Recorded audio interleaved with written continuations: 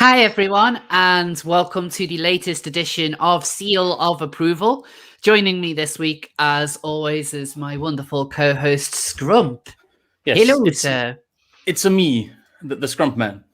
And how are you this evening? I'm pretty good. It's sorry. The stream just started on mine. I have it up in a different window, so I can actually reply in the chat to people when I can't reply in voice. I try and keep my eye on the chat, guys. I am reading.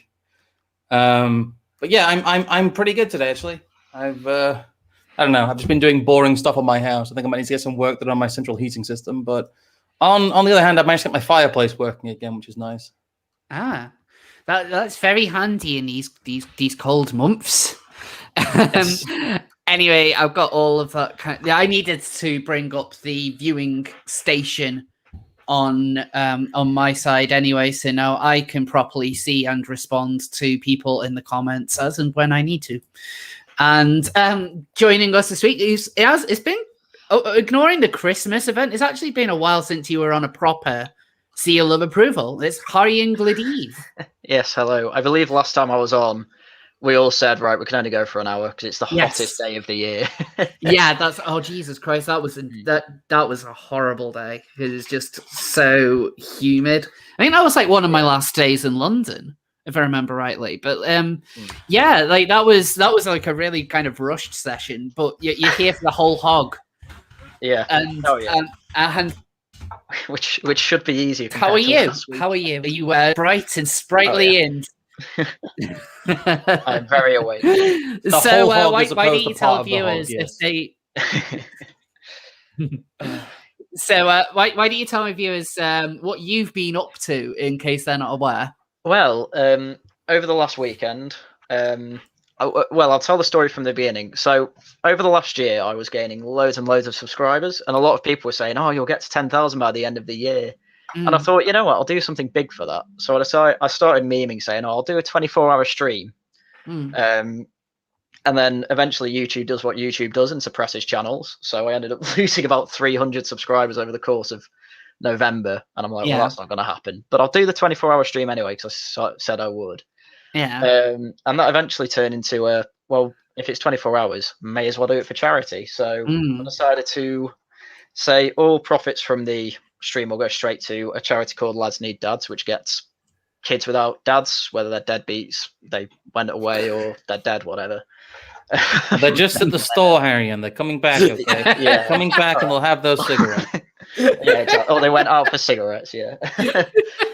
So gets these poor boys and basically finds father figures for them that the charity found who volunteer for them. So over the course of 24 hours, I stayed up for the whole damn thing with 1 half-an-hour break at about 5:30 in the morning, where I paced around my house to try and stay awake. Oh, bloody hell. So yeah, I was dead at 6 in the morning, but I did have proper horror show on at that point, and she actually keeps you awake, which is good. So 6 p.m. till 6 p.m. stayed awake for the whole thing. Tons of super chats coming in, and ended up making over £1,000 wow. in gross, which is more than I ever imagined. I thought, I'll get like 200-300 for this. Yeah. But no, over 1,000, which ended up going down to about 800 after YouTube took some money. So have you properly calculated it? Because from what I found, YouTube doesn't take as much of the kind of super chat. What am I trying to say? They don't take as much of the super chat cut as I was expecting them to. Like whenever I receive payments from them, it's always a bit higher than I expected. So I wouldn't be surprised if you actually ended up with more after YouTube's cut. Possibly. All I know is that everyone says they take 30%, so I took 30% off that, and then I can see from the from Streamlabs they take off. Because it goes straight to PayPal. I just knew how much I had on PayPal. Yeah, I suppose that's easier. Yeah, so I added it together, and that made about 760 or 70. I can't remember. So I'm just like, I'll throw in my own money and just round it to 800. So yeah. I mean, that's kind of what I did after the Seal stream, because I actually got the money for that from YouTube in my account just a few days ago, but I actually paid it just on Christmas Eve out of my own account anyway, because I just in case something happened and that meant that my account was frozen and then the seals wouldn't get their Christmas. They wouldn't have a nice Christmas, which would have been heartbreaking. Yeah, I was going to say I did the same thing. I just gave the 800 on Monday, just the day after. I'm like, I don't want to think about it. I just want to go to bed.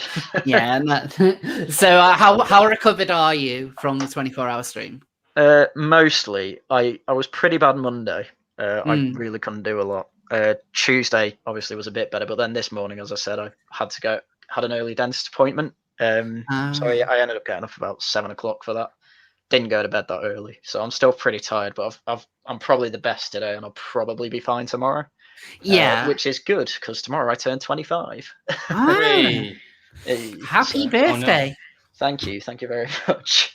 Well, now I feel old. I'm not that old, but I don't know. Hanging out with Dev and Sargon makes me feel young. I will say.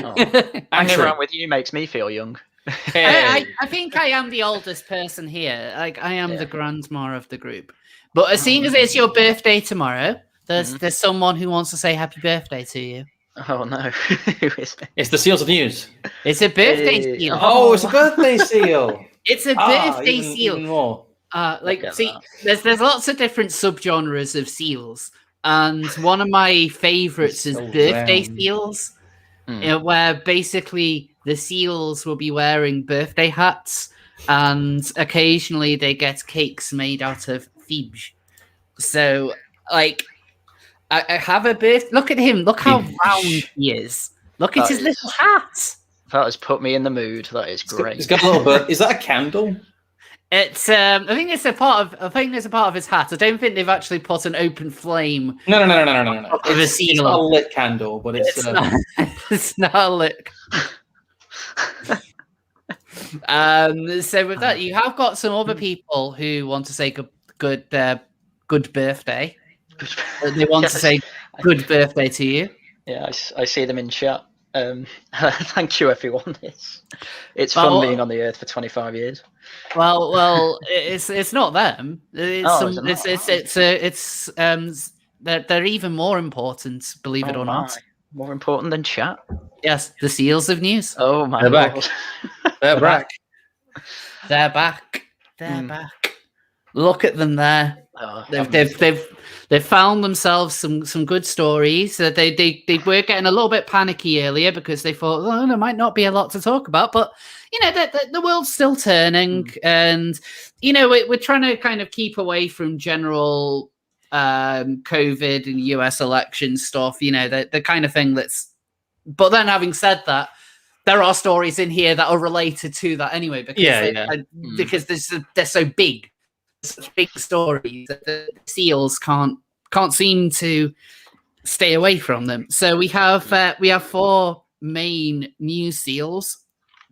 So we have Holly Boob, which I think the king of simps might appreciate. That's where my eyes went to first. I have to. So we have the British seal.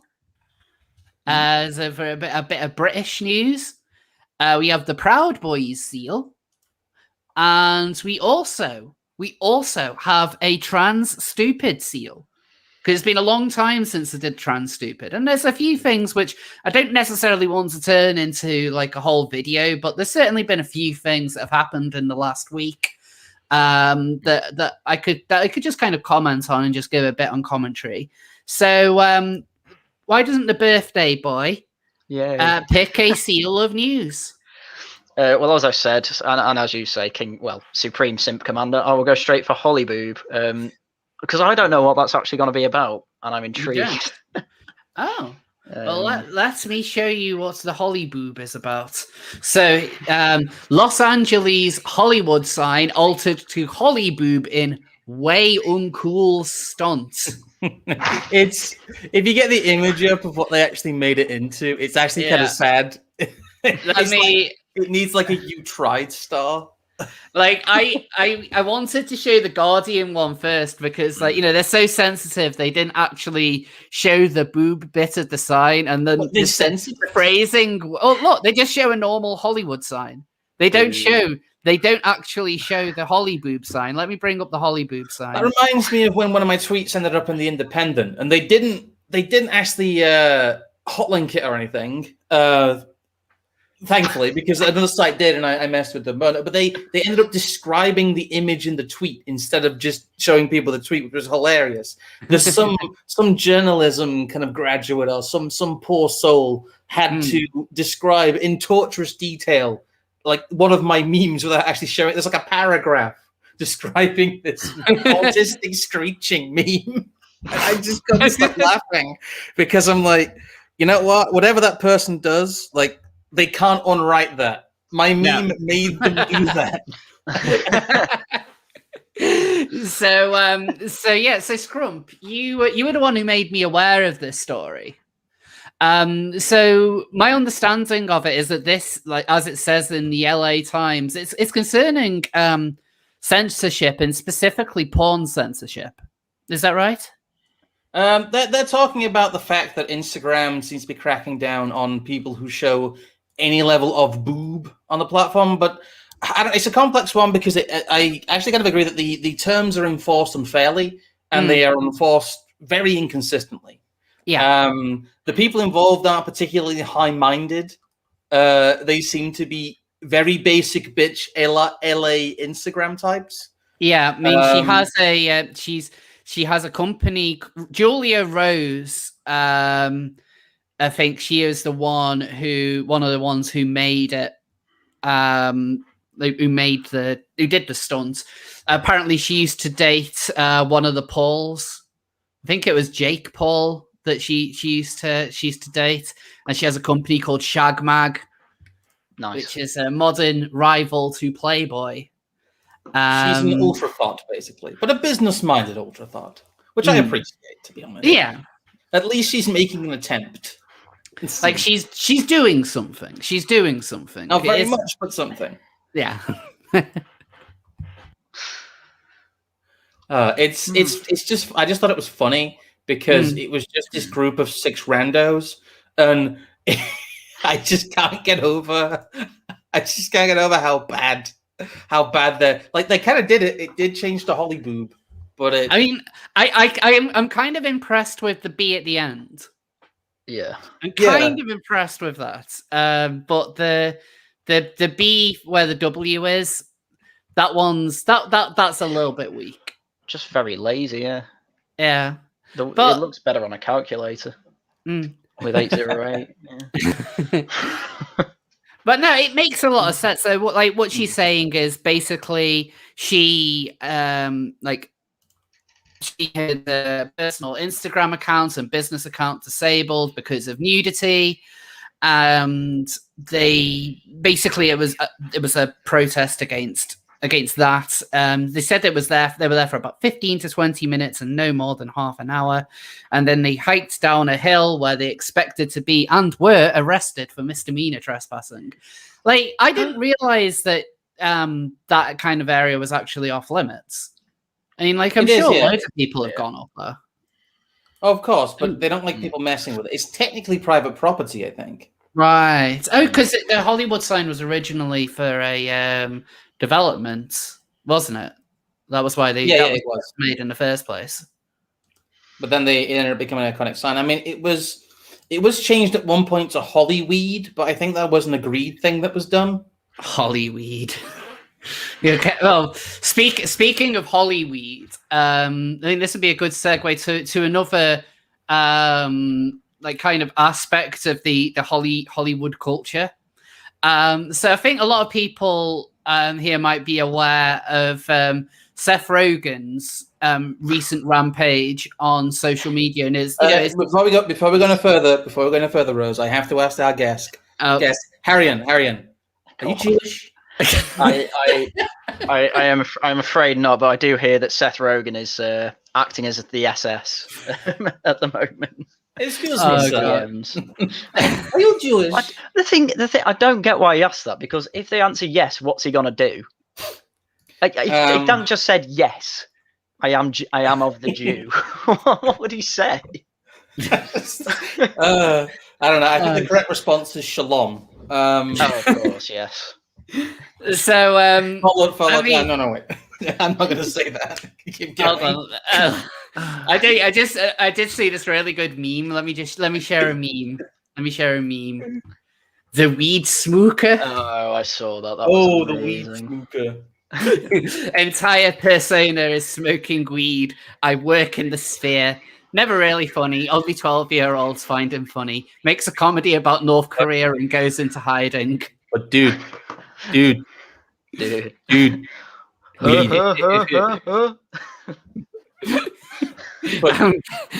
getting stoned. But dude, weed. It's just weed. It's like sub dude, where's my car shit. It's like sub Harold and Kumar shit.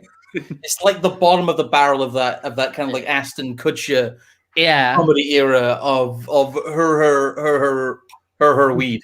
It's just Seth Rogen's been in things. It's not too bad, but like his vehicles, like the vehicles for him are insufferable generally.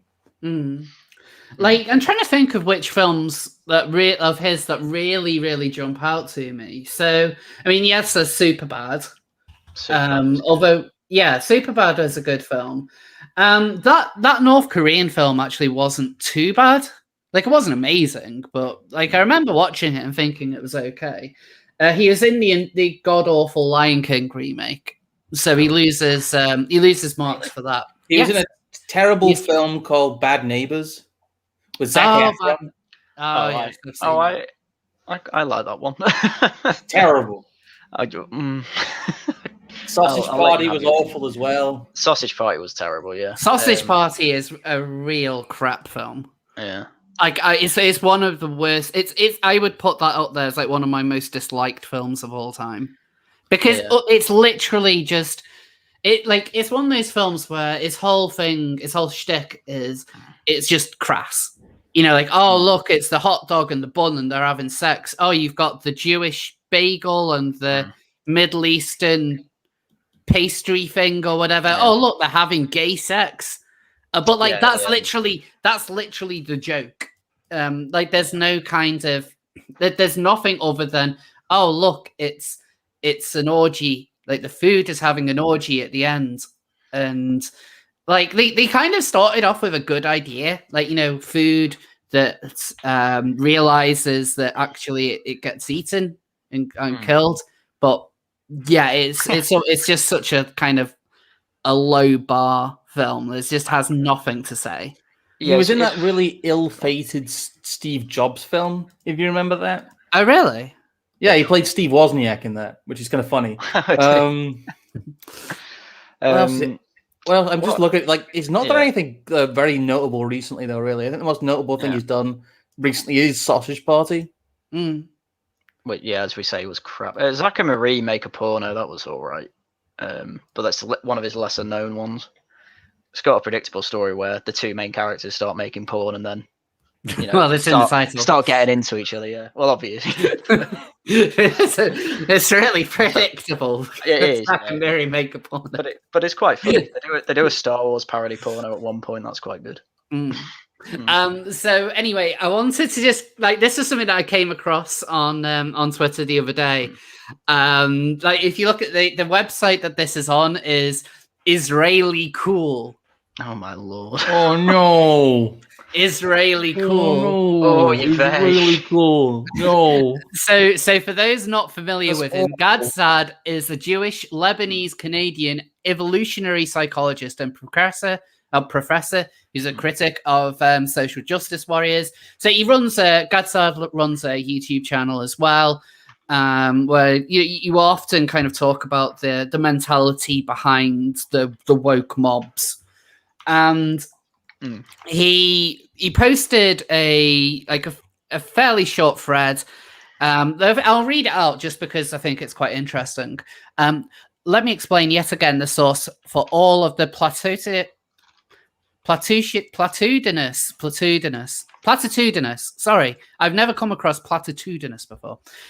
Virtue signaling. The truly privileged elites know that deep down they are frauds. They suffer from existential guilt. Hence, one of the ways by which they assuage the guilt albatross around their necks is to demonstrate to the world that they are truly compassionate, truly loving, truly caring, truly profound.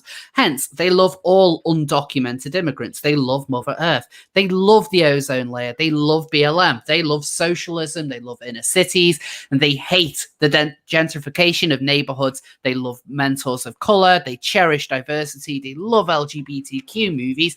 They adore queer architecture. They are better than you. More caring, more cultured, more empathetic. This permits them to sleep better at night. See, I'm not a fraud. I may be a gargantuan parasitic hedge fund bullshitter, but I really care. I may be an overpaid bullshit actor, but I fight for solar panels. Those flyover rubes deserve their lot in life. They are racists who bed their siblings. We are science supporters who fight against Mother Earth rapists whilst flying in our private jets. It is a classic ego defensive strategy that permits the ruling class to exist within their fractured selves. Save this thread, memorize it. I'm offering you a deep psychological explanation of our times. And then he, I believe he kind of linked this video here. About the narcissism and grandiosity of celebrities who seek to save the world. But then, yeah, someone... I quite like that guy. He's good. Yeah, he's good. Yeah. So someone pointed out to him that, like, about Seth Rogen and the way that Seth Rogen's been acting over the last couple of days. And Gad says, like, Seth Rogen is a classic example of what I discussed. To which Did Seth Rogen start going around asking people if they were Jewish before or after this? My timeline's all mixed up. Like this was after he had asked, like he'd asked several people if they were Jewish. He asked Dank.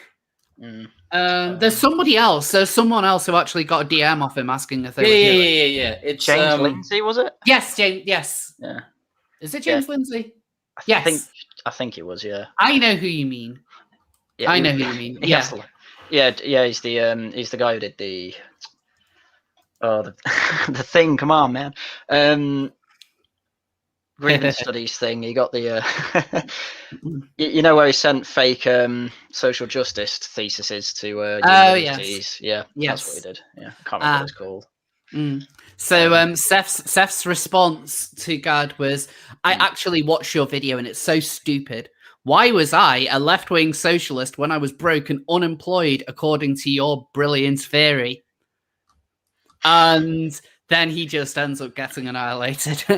Many young people are socialists when they are driven by immature impulses of utopia. They then grow up. You are a grown man with tons of money. Your current stances are rooted in vacuous, empty signaling, rooted in the desire to belong in Hollywood. It takes zero courage to hold your stances within the entertainment ecosystem. You espouse bullshit rhetoric that wins you points at the cool kids' parties, but you are otherwise as ignorant as my out-of-order toaster. I'd be happy to chat with you on my show as you have a very large platform, and as such, you have the opportunity to make a difference. Stop succumbing to the herd mindset. Learn how to think critically. Learn the meaning and implications of socialism versus capitalism. You are among the most privileged people in history. And then Seth's response is, it must be weird to do your best to try to act way smarter than someone and simultaneously beg them to come on your podcast because you need publicity. That's what he said. That's it. I may be dumber than you, but I'm more social media popular. So that's so weird. It's like, yeah, come on the show, we can discuss this. It's just like, I'm bigger than you, so it's classic celebrity mindset. Yeah. And it's come back to that, like, God's come back to that, still great. It's like, and yet you walk around as though you are a Che Guevara revolutionary. You are the product of capitalism. If you are such a socialist, send me some of your money. I'm trying to build an interdisciplinary research institute. Live out your convictions. If you are a socialist, you have no business belonging in the most beneficiary. No business being the beneficiary of the most capitalist industry in the most capitalist country in the history of humanity. Don't be a hypocritical fraud. Cheers, amigo. Oof. I just love that because Seth, Seth Rogen, like, has been unbelievable over the last few weeks. I don't get it in a way. Like, he doesn't. Like, I know that a lot of the Hollywood elite are fairly woke, and they all generally have these kinds of views. But he also kind of targets more random people as well. Like, let me just show you something else that he did. I took a screenshot of it the other day. So, Jonathan K. It turns out I've been using dog shampoo on my hair for the last few months. I only discovered it when I ran out and needed to get more. This is partly my own fault, but it doesn't help that Arm & Hammer has the word pets like 4-point typeface. I'm guessing this is common. I mean, to be fair, the bottle in the full picture actually has a massive picture of a dog on it. Yeah. So, that should give it away. But then, like, this guy, I believe he writes for Quillart.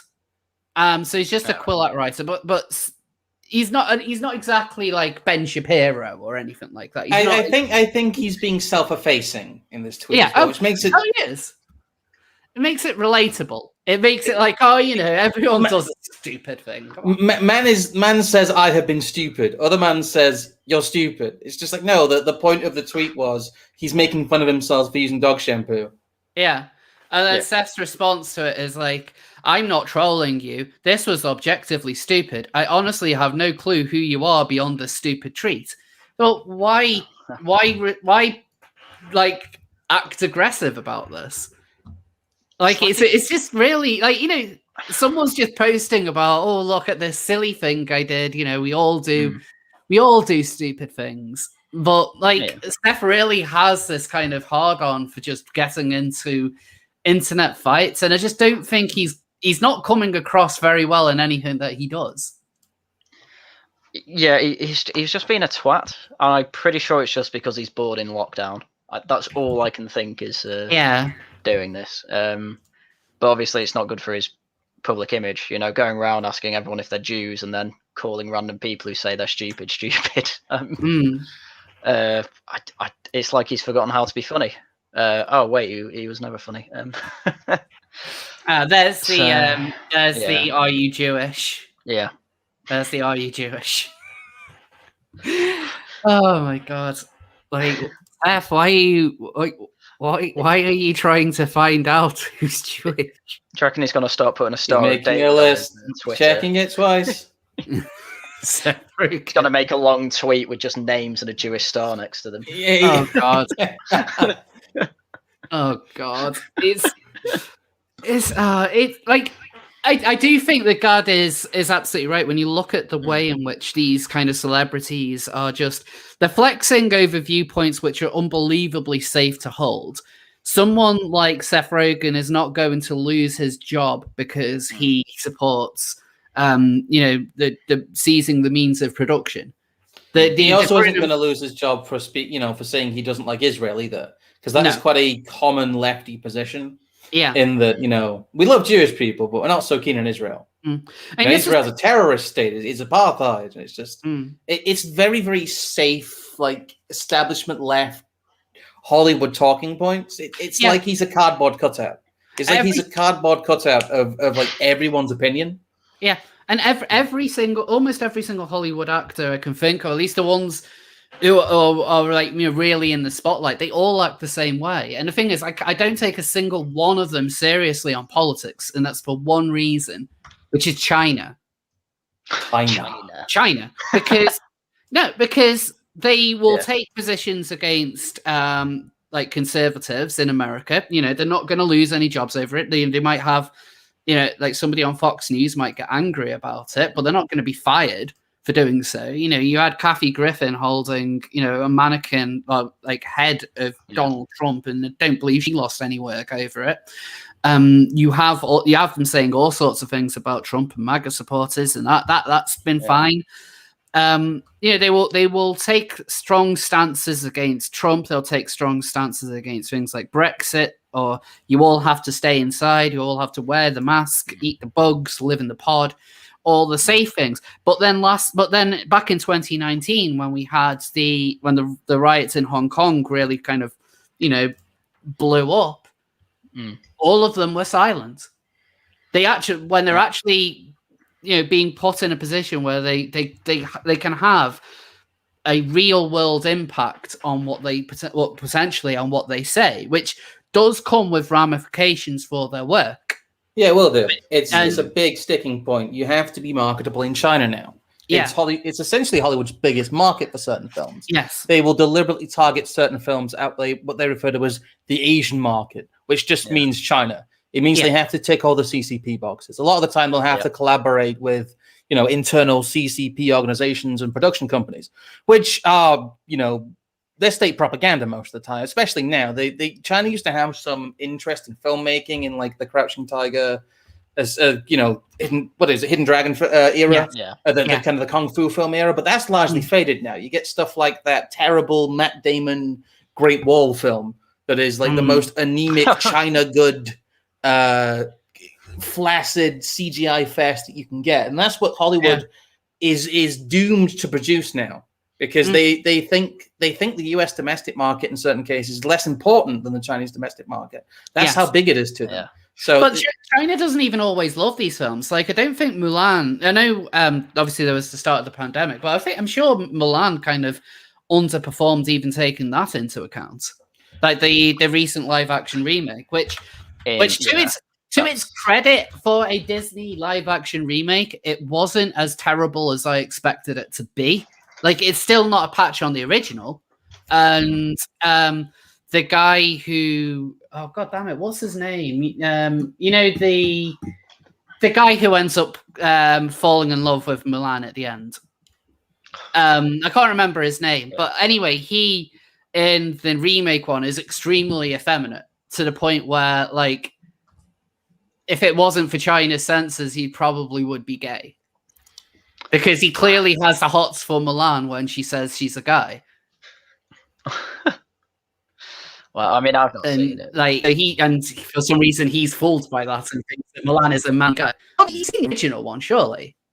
I've seen the original. The thing is, seen the original. Mulan cost $200 million to make. It only grossed, I think it was something like 70 million, but 40 million of that did come from China. Oh, did it?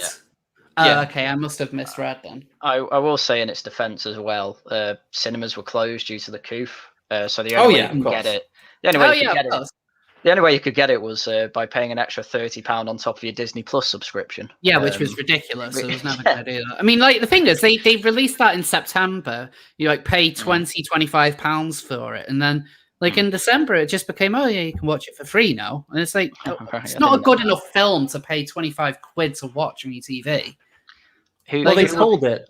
They did pull Mulan from the domestic market, and a lot of people have said that it was a complete failure on the home market because people don't want to pay 30 quid to watch a shitty film. Like, again, it's not. I wouldn't say it's terrible. Compared to the other Disney live action remakes, it is one of the better ones. Still doesn't make it good, but it's one of the better ones.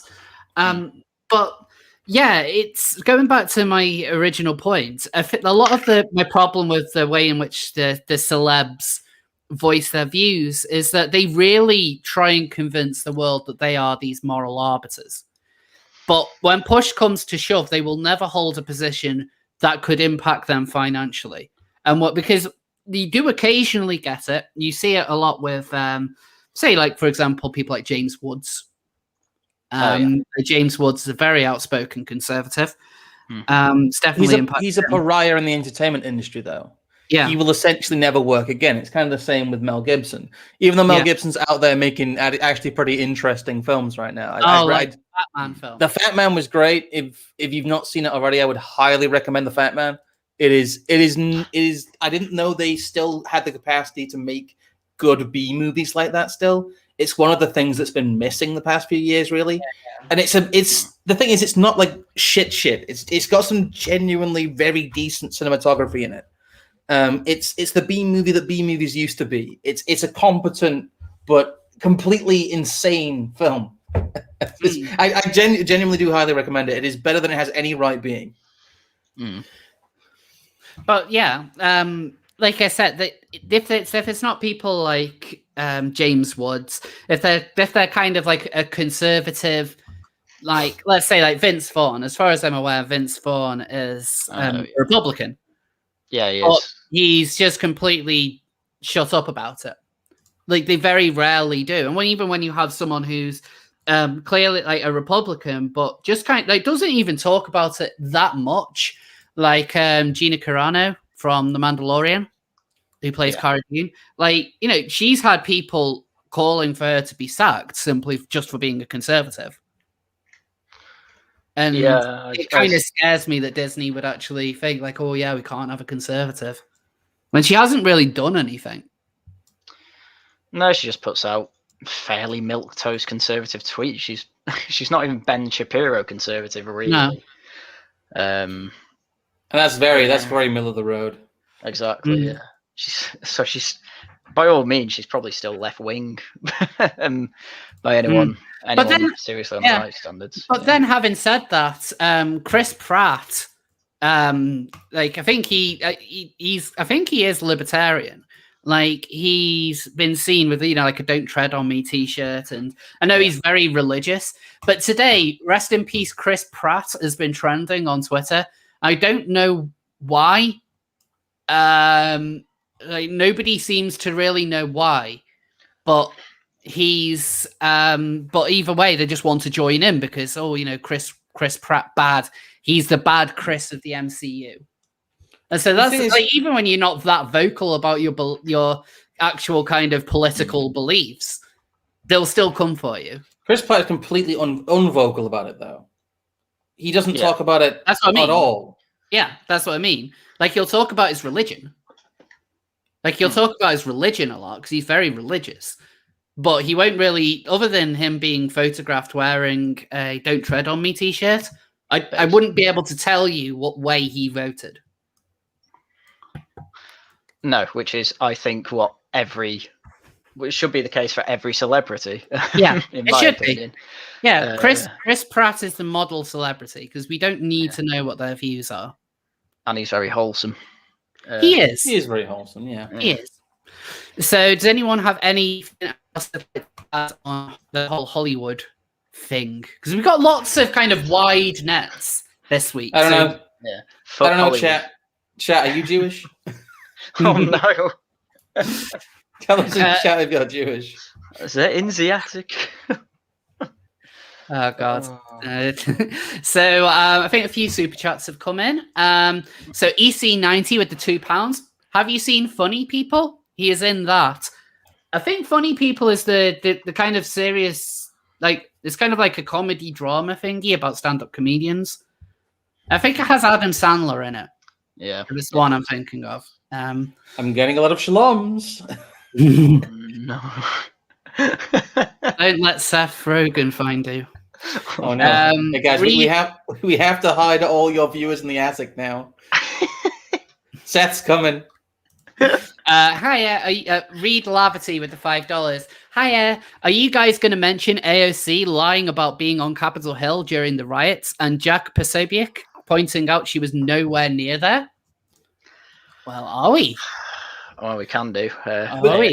We can mention it. There's one seal. There's one seal who might have something to say about that. Scrump, do you want to pick a seal?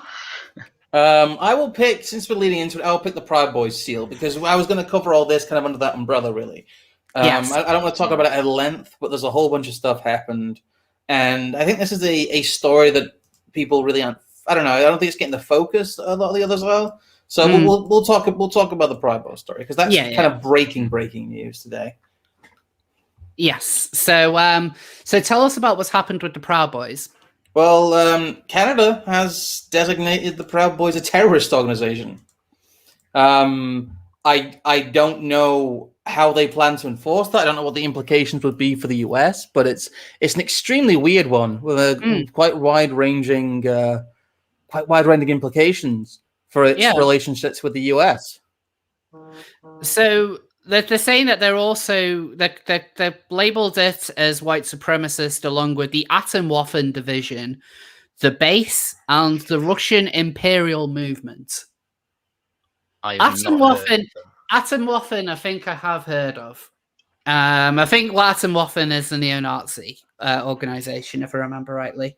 I mean, the name definitely leads that way. If they're not, then they are, but they basically also don't exist in many ways. They're like they're a boogeyman. There's not like this huge amount of people that belong to them. It's like 15 people, 7 of which are fucking feds. It's like bringing up how many of them are glowies? I'm gonna say it's like bringing up Stormfront. Like not a huge amount of people read Stormfront or engage with it. It is such a niche part of the population and such a niche thing on the internet. And saying that the Proud Boys in general are on the thing is it becomes like diminishing returns. Yeah, like when you designate these groups as quote unquote terrorist organization, because it devalues the term and it makes you look stupid, and it makes the actions of your security forces look questionable.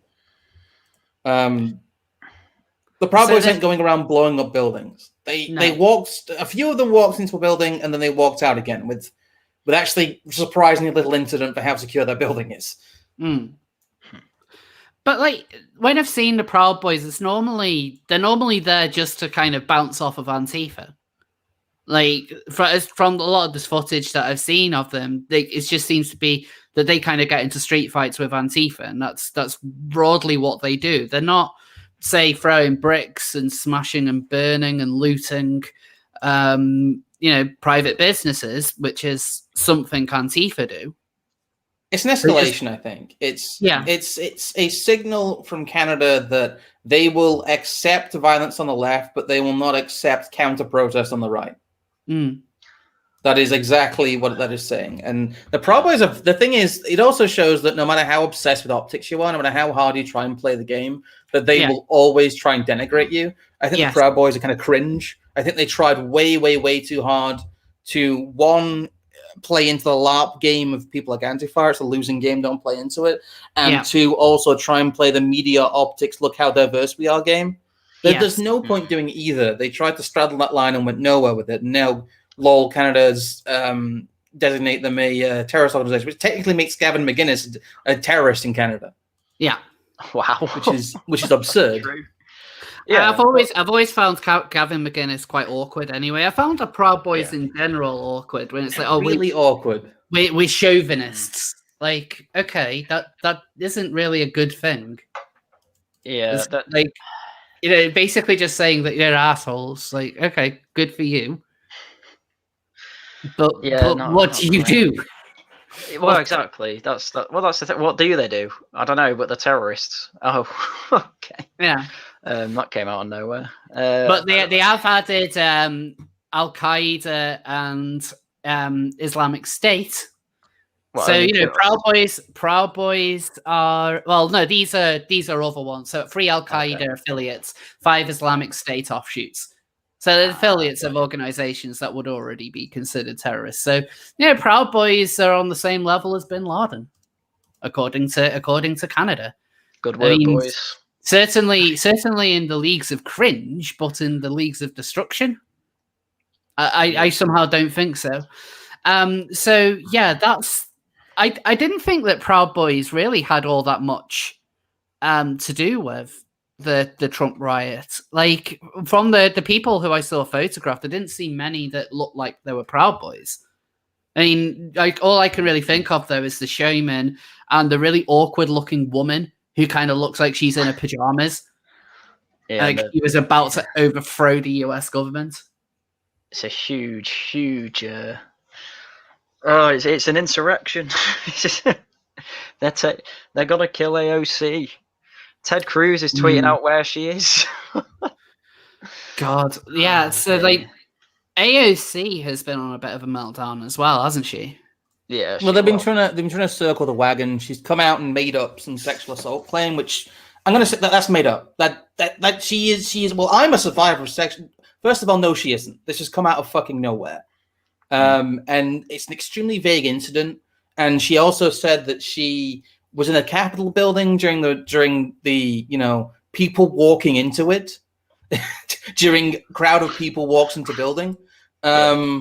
She was nowhere near it. And the person she commented on being quote unquote terrified by was a police officer who was nowhere near the Capitol building. Yeah. It's retarded. But I think she does a lot of this because she knows she has a cult of personality around her. And it's a really intense one. I mean, one of the things that kind of took me aback was, I think it was earlier, like towards the end of last week, when the whole Stonksgate was going on. And Ted Cruz agreed with one of her takes, which I actually thought was kind of a bad idea because these people, like AOC doesn't want to hear that Ted Cruz agrees with her. All that's going to do, and predictably what it did, was put her into full defensive mode, saying that Ted Cruz tried to get her murdered and he must resign. It's not like there's nothing to suggest that Ted Cruz tried to get her murdered. In fact, I would honestly, if I was Ted, I would sue her. It's such a dangerous allegation to put out there. And this is the part, and she's part of the party. In fact, she's put it on a particular platform from the party that's meant to bring in healing and division, and they're going to accuse their political opponent of trying to murder them. What I'll say on this topic is I don't like discussing the ins and outs of this, but I think it's worthless, honestly. I think we have moved beyond normal party politics, and what is going on there is such a turn off the normal citizen. Most people fucking hate this. There's a reason that Congress has an approval rating, in the single digits, and has done for over a decade. Yeah. People don't like this. People don't like Congress people, left or right. They hate who is in government currently. They despise them. And a lot of people, right, and even some on the left, suspect that they didn't even vote for them. So there is a lot of disengagement, I think, from this absurd political theater. And all this does is accelerate it. All this does is make people disengage more from mainstream politics. Same with the Proud Boys thing as well. There is a lot of things growing outside of the mainstream sphere that they really don't have any control over, especially with the continuing lockdowns, which the effects of which hasn't been felt yet because of the amount of borrowing and quantity and money printing all these governments have done. I think this just hastens their demise, and the ins and outs of what AOC says and what Ted Cruz said at one point just will not matter. The political theater and business as usual attempt, I think, is the worst thing they could have done. It is not business as usual, and nobody seems to want to talk about that. No. All they want to do is just more kind of get on their horse about it and almost lord over that they've achieved some sort of, toppling of a dictator. It's playground politics. Yeah, it is. And I think that by engaging, what should have happened is when all of this was forced through, when there was no actual hearing about the election at all, the Republicans should have walked away from the political process if they truly believed what a lot of their party was saying, which a lot of their party at the grassroots level is still saying. The fact that they are sat here playing government with these people just pisses everyone off more. Nobody likes who's in power. No. The left don't like them.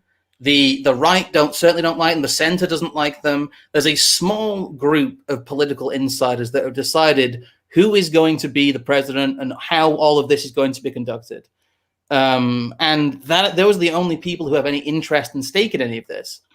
Everyone else is just sat scratching their head wondering why all of this matters. And it's, especially with the way that the deployment of troops hasn't been called back at the Capitol yet. There are still, they're actually erecting martial law. It's like martial law. The U.S. Washington D.C. is essentially under martial law. It is a military-occupied city, and they're building permanent barricades because of how unpopular the government is. You don't do that for a government that is in control. You don't do that for a government that has large-scale popular support. I mean, the Trump administration, they had to erect barriers around the White House, certainly, but they never had to put D.C., even during the worst of the Black Lives Matter riots, they never militarized D.C. in the way that it's currently been militarized.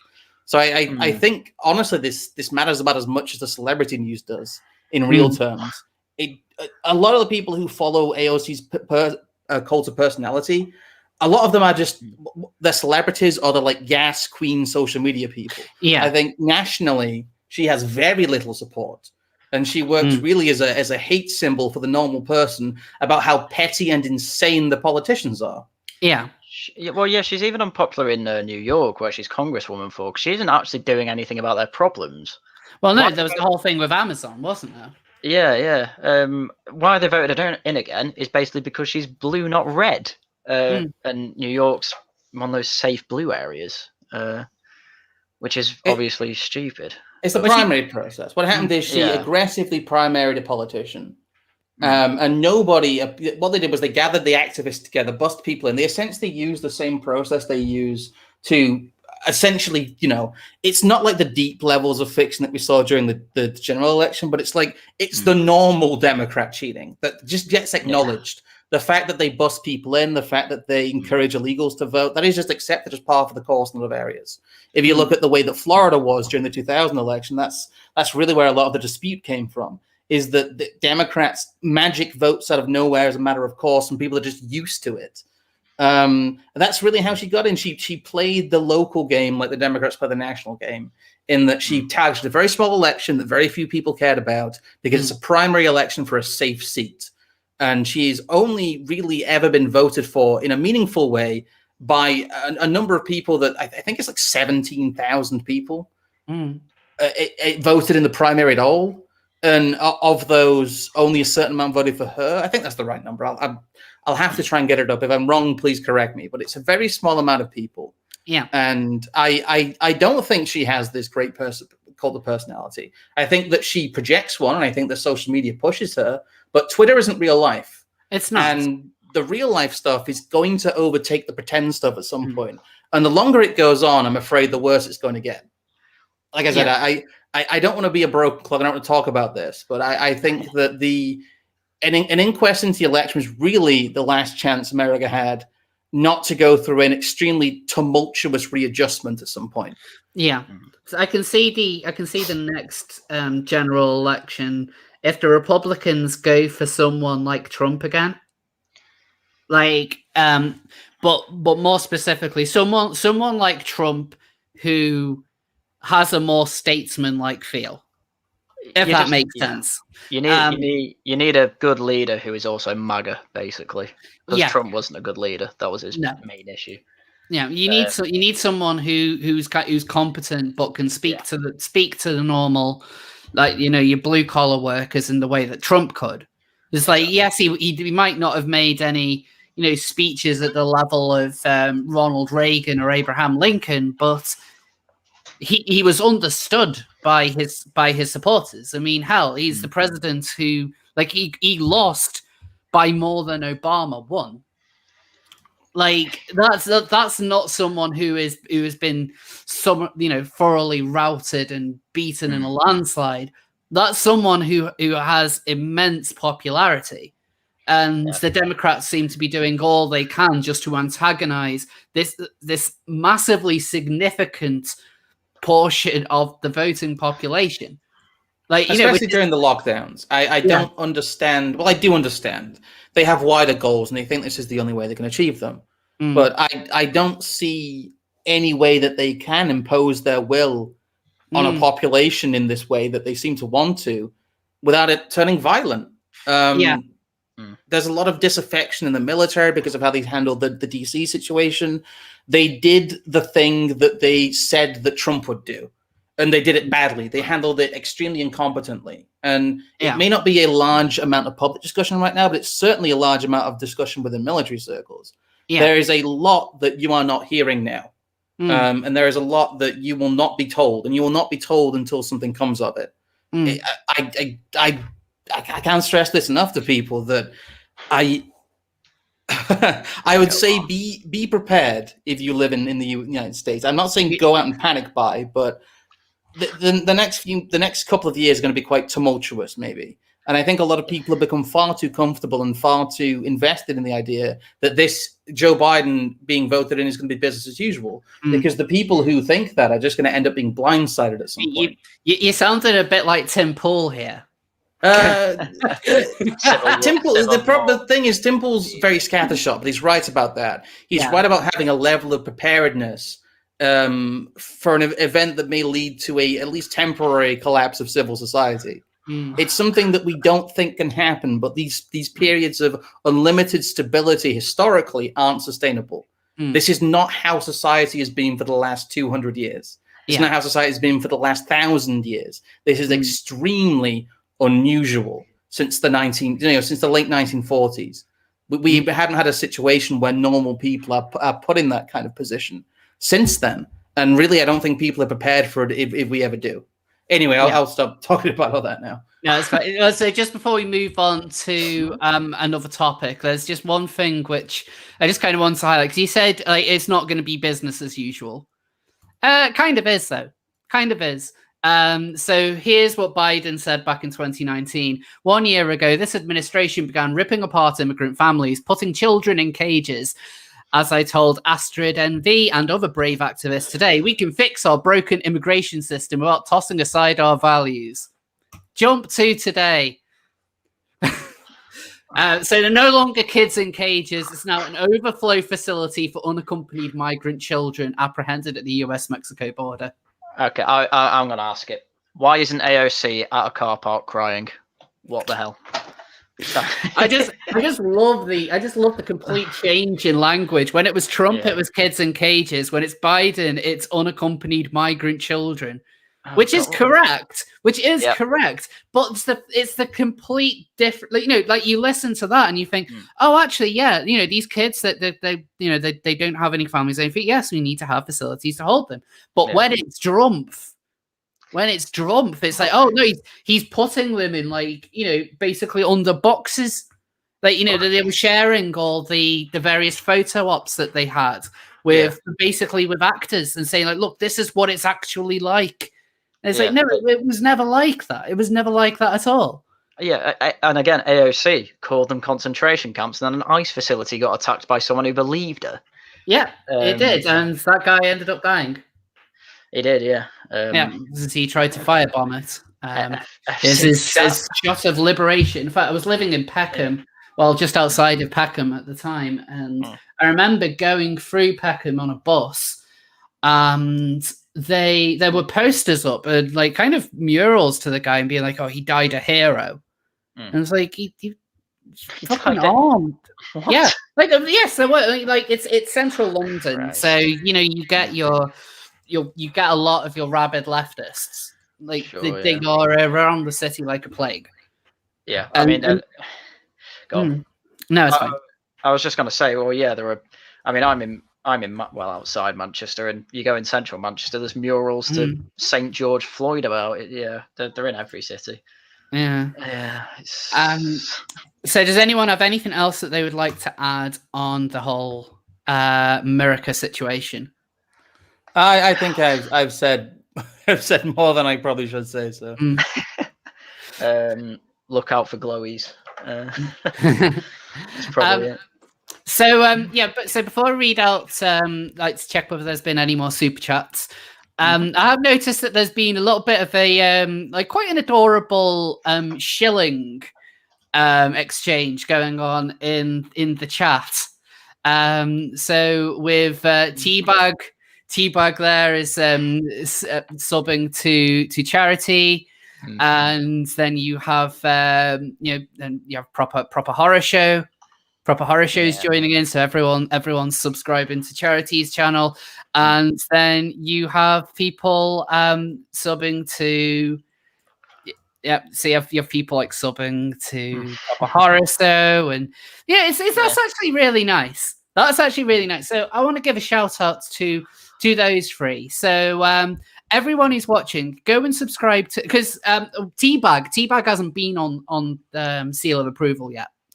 But Charity and Proper Horror Show both have, and you should all go and subscribe to them, go subscribe to all three, and then I'm sure that Teabag will come into the comments of your channel and still shill his channel anyway.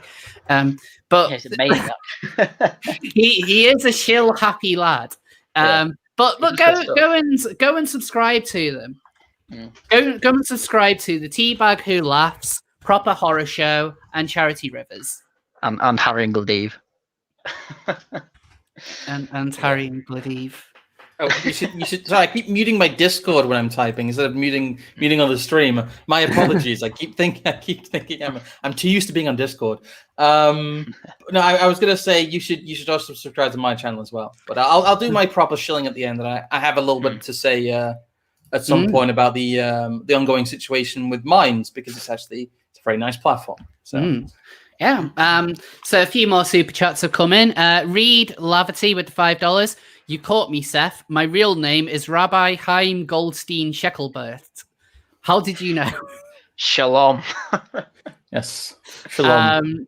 EC90 with the £2. If Ted Cruz wanted you dead, you would be dead. Oh. And is that a Zodiac Killer reference? Yeah, that is. And Jedi Knight Anna Quinn Cringewalker with the $2. Harry N should read Seedbed again. Oh fuck that! What's Seedbed? I think when he was on my 24-hour stream, Cringe just sent me something and said, "Oh, this is peak Weimar," and it was an art show about someone who was, I think it was like behind glass panes and like under glass floors, completely naked and just masturbating as people were walking over him and past him while he was like murmuring to himself and the guests. It was very degenerate, and I had to read it out on stream. I don't remember it because I was obviously very sleep deprived. I don't actually have much memory of the 24-hour stream, so I can't remember details, but I remember that much, that it was very degenerate. So no, I'm not reading it again, and don't make me read it again, Cringe. And we've also got another £2 from Teabag. Here is the advertisement free, Rose. Fee, yeah. Thank you. Thanks. Yeah. Nice.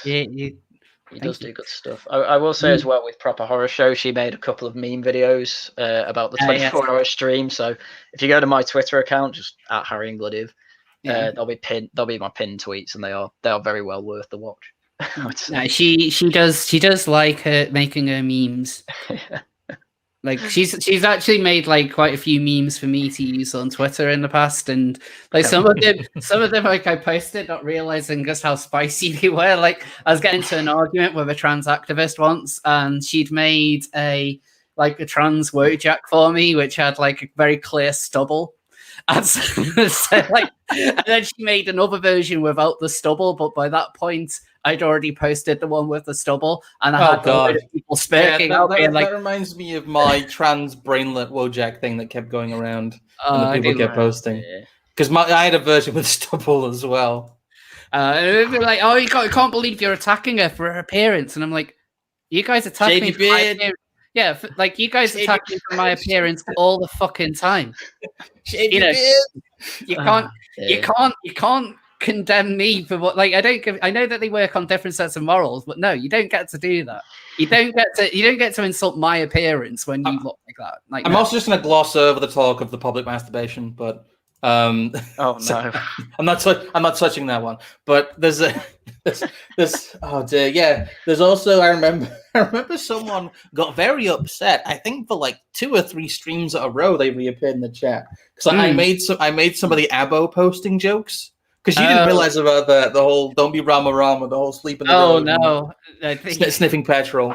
Yeah, you didn't know about all that. I didn't know about any of that, and then eventually, I do actually occasionally listen to the "Don't Sniff Petrol" from a Can song. Because I didn't realize it was a real thing. And I ended up just typing it into Google, and it was one of the first things that popped up. It's a proper song where they just have like lyrics like, oh, is it? We call the leaders of the Dingara land. You don't sniff petrol from a can. You put your petrol in the car it goes. Don't be Rama and stick it up your nose. It's like it's the Australian equivalent of the Poo and Lou song, in my opinion. But it's a real song. It's actually it's kind of catchy, actually. Well, yeah. Hopefully, I will not Bundera. Do not Bundero. No. Do not be Rama. No. Damn me. I'll be deadly instead. If you guys don't know what we're talking about, just Google Abo petrol sniffing and you'll find it out. Actually, no, Abo is actually a bit of a no word. Yeah, don't use no words. Don't use no words. But most of the vocabulary is no words. Hate. It's very, very surreal. Hey, you were saying something about a brick? Brick? Oh, a brick? Maybe. I thought you said something about a brick, but maybe not. Anyway, as we were kind of on the topic of like trans activists and stuff, I'm going to pick my seal, and it's Trans Stupid. So this is the show where I talk about the wonderful world of LGBTQIA plus news, because stupidity is intersectional. And this week, the first story that we're going to be talking about on Trans Stupid, which I'm kind of just integrating into the stream. This was something that I was made aware of, actually having spoke to David Bridle a few days ago. Now, he was the editor of a gay magazine called Boys. Oh, sorry, I am familiar with the story. I was just remembering something. Yeah. So Boys was a magazine that was basically handed out in gay bars across the country. Like if you went to like GAY or something like that, you would come across a copy of it. Now it's been around for about 30 years. It was pretty popular. You know, they generally did well for themselves until about October last year. And that was when they retweeted a link to a discussion that was being held by the dastardly LGB Alliance. Now, for those of you who don't know who the LGB Alliance is, they are a group of lesbians and gays and bisexuals who they say that their main focus is to campaign purely on like sexual orientation and not gender identity, effectively leaving gender identity to the tranners. They do seem to focus a lot more on gender identity stuff than actual LGB stuff. I will acknowledge that, but they are, you know, they're not a hate. I don't believe that they are a hate group. They are just a group with general concerns. You know, blah blah blah blah blah blah blah. Anyway, it was wrong think of Boys to retweet that that panel discussion. So they got a hell of a lot of abuse for it on social media. They eventually deleted the link to, you know, they deleted the tweet to the discussion, and they issued an apology. Now, what do we do when a hate mob comes after us? Or what don't we do when a hate mob comes after us? Scrump? You don't apologize. You never apologize. That is the key advice. You don't apologize. You never apologize, because what happened when they apologized? Well, they targeted the mob, smelt the blood in the water, and so they went for the advertisers. And the advertisers included the Terence Higgins Trust. Now, they are one of the largest kind of like charities in the UK that deal with HIV. And with Boys being a gay magazine, and in the specifically in the gay community, there is a lot of it's quite a big deal with a lot of kind of like gay-owned businesses or kind of gay-oriented businesses to make people aware of HIV, make people aware of being tested. It's a big deal because of what happened in the 80s and the early 90s. So, you know, the activists targeted Terence Higgins Trust, among others. Other advertisers had pulled out already. But not that long ago, the Terence Higgins Trust, who had basically paid for a huge section in what would have been February's Boys magazine, pulled out. And they pulled out due and they pulled out due to activist pressure. And effectively what that's meant is that Boys is finished. Boys can no longer exist. Because of the amount of targeting of advertisers, they can no longer afford to run. And so basically, this magazine that had been around for 30 years, had been a part of the gay community. One tweet is all it took. One tweet sharing a discussion that trans activists disagreed with. That's all it took, and everything collapsed. That was it. Like the amount. I mean, it's been a struggle. It's been a difficult year for paper-based publications, anyway. But you especially need them advertisers, and when all of them are basically telling you to fuck off because of the blue hairs, they have effectively destroyed a man's business. Well, they don't care. Well, they don't care, do they? They just everything has to fit within the ideological framework of the TRAs. Yeah, well, that's it. I mean, of course, of course, they don't. They don't care. I mean, If anything, they care in that this is what they want to see happen.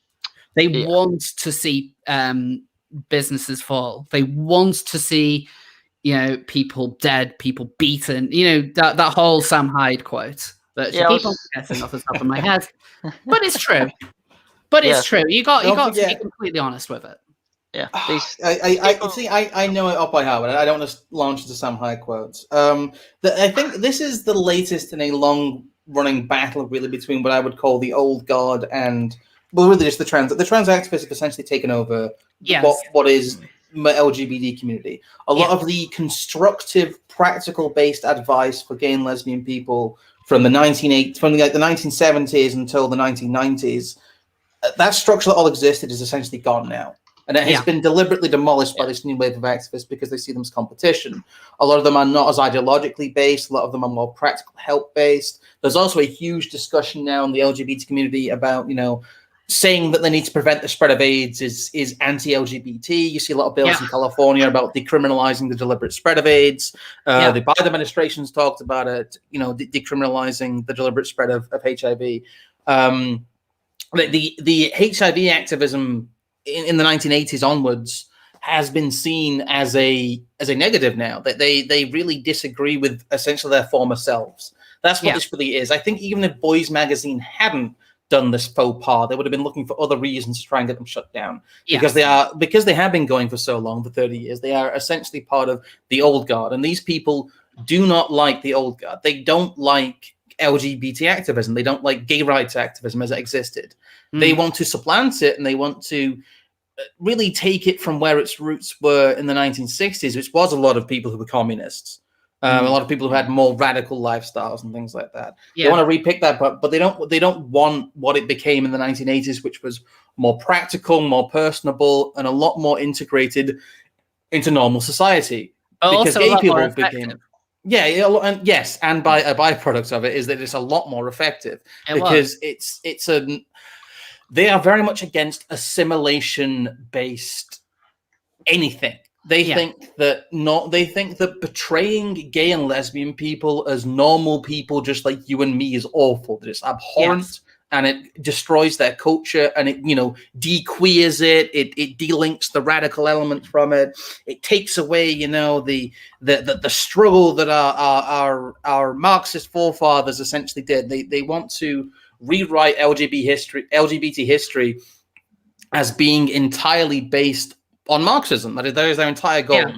They want to link it as closely as possible because for them it is not about constructive activism. It's about a pipeline to radical politics. And of course, this is far from the first attempts that Marxists have had in taking over the LGBT community, but I would argue it's by far the most successful. The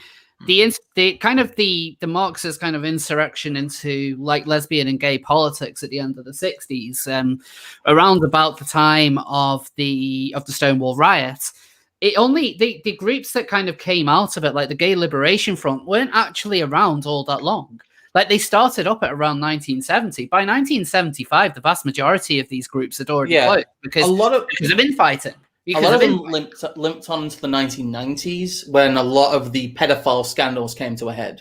A lot of the organizations that the UN had linked themselves in with, who had tried to morph into these more practical organizations, with the absolute onslaught of AIDS that had really shaken the kind of the gay rights community to its core, and really redefined what they meant within the wider world. A lot of the essentially a lot of the radical elements from the 60s, a lot of the more political based elements were shut out because a lot of these still contained things like the pedophile information exchange and NAMBLA, as I talked about when I frequently reference people like Harry Hay, who people forget about. Yeah. Well, yeah, and Mario Miele being another one who talked openly about pedophilia. There were plenty of kind of radical queer thinkers. In fact, a lot of the founders of it were open advocates of it, and they would call it man and boy love. Like they very much bought in. Yeah, there were a lot of them. That isn't to say that people who follow queer theory now agree with it. That's just simply pointing out the kind of beliefs that people had when these ideologies were gaining traction, when they were really being developed. These were considered by some of the founding icons of what people refer to now as queer theory or just like queerness. Like, and it was basically just Marxism built around degeneracy. That's what a lot of it is. There's something I've been trying to put together for a long time. I have a huge amount of notes, but I've never been able to put it into a constructive format, which is annoying. I want to shout out my friend Gwen, who's been very helpful because she was involved in activism for, from kind of the late 80s onwards. And she had a very insider view of this Marxist interaction within practical gay activism. One of the biggest aspects of it from the 1980s, the start of the surface in the 90s, was really we've seen it with a lot of the trans rhetoric now of trying to convince especially lesbians that they are trans or that they should accept the genitals of trans people is the disappearance and the war on the butch lesbian. Because one of the earliest fights, like a lot of insiders in the LGBT community had, was the idea that being a butch lesbian was conforming to toxic masculinity. It was taking a male gender role, and therefore it needs to be frowned upon. Yes. And I've got all these notes and all this research and all this firsthand stuff. We'll talk about it. We'll talk about this after the stream. Oh yeah. But I want to say that is one of the most defining incidents within like this assault on the old guard of the LGBT community, because we see its fruit now with the whole disaster that happened in places like Sweden with 14-year-old girls having double mastectomies. That is the end result of all of that. And not many people know the kind of the A to B charts of how we went from the constructive, practical, gay rights activism of the 1980s to what we have now. Yeah.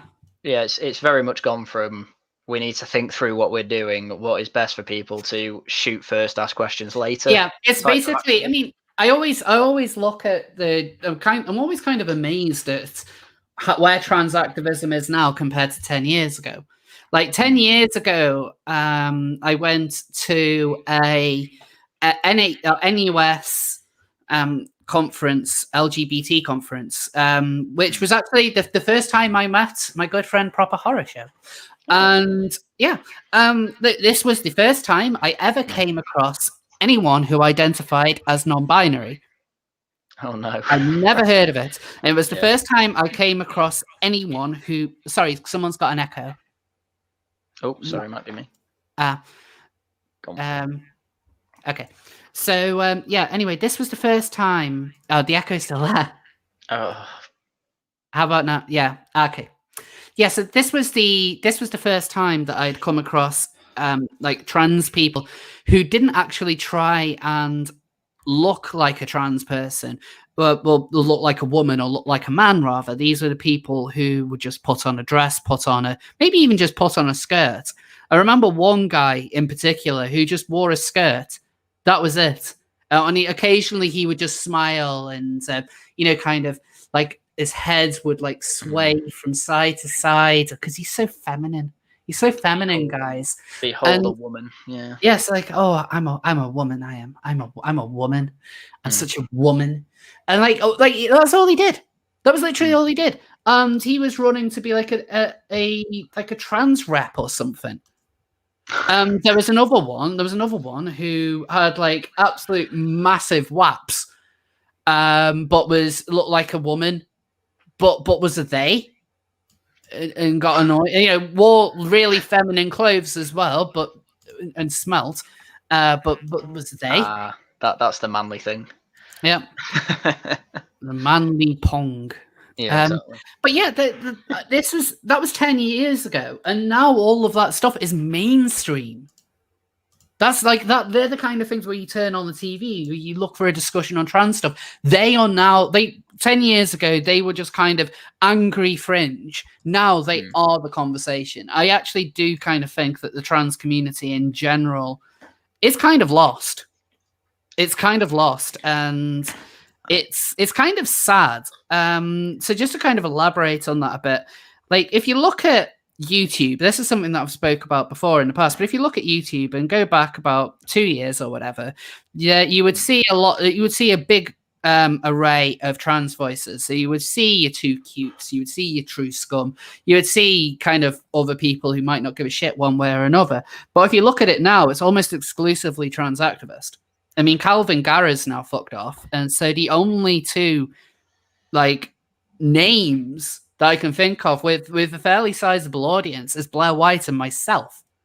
Like I've mentioned that before because I can't think of outside. There's Mars. I keep on talking about Mars, who's criminally undersubbed.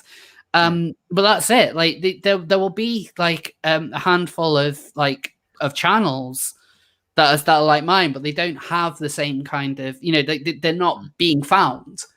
But if you look at all the ones with any kind of big name now, pretty much all of them follow the all genders are valid. There is, like passing isn't important. Why does it matter? Trans women are women. So why does it matter if Jessica Unique goes and shows your daughter how to put in a tampon? Oh, she's a woman. She's a woman. And you even have like a lot of ones who previously were quite critical of like trans trenders or whatever have now fully bent the knee. And I think a lot of it is because they see the mobs. They see the mobs that form.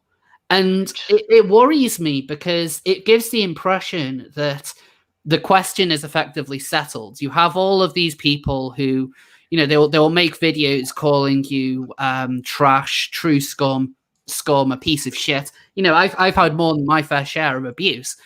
And they will entirely come at you with really condescending viewpoints or try and claim that you self-hate or whatever. And so it's almost like a way of kind of scaring people from actually coming and speaking out, because if you do speak out, these people will come at you. But it kind of gives the impression that they've effectively taken over when people are too scared to stand up to the bullies, because a lot of them are bullies and a lot of them will openly admit that they're bullies as well.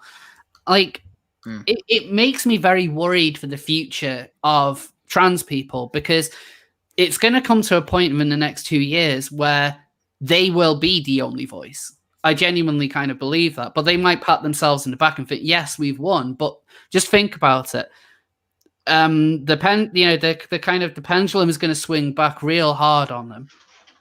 And when they're getting people fired for referring to a man as a man, or demanding that children can just become whatever gender they want at the tip of a hat, that's not going to go down well, because these are inherently irrational positions that they hold.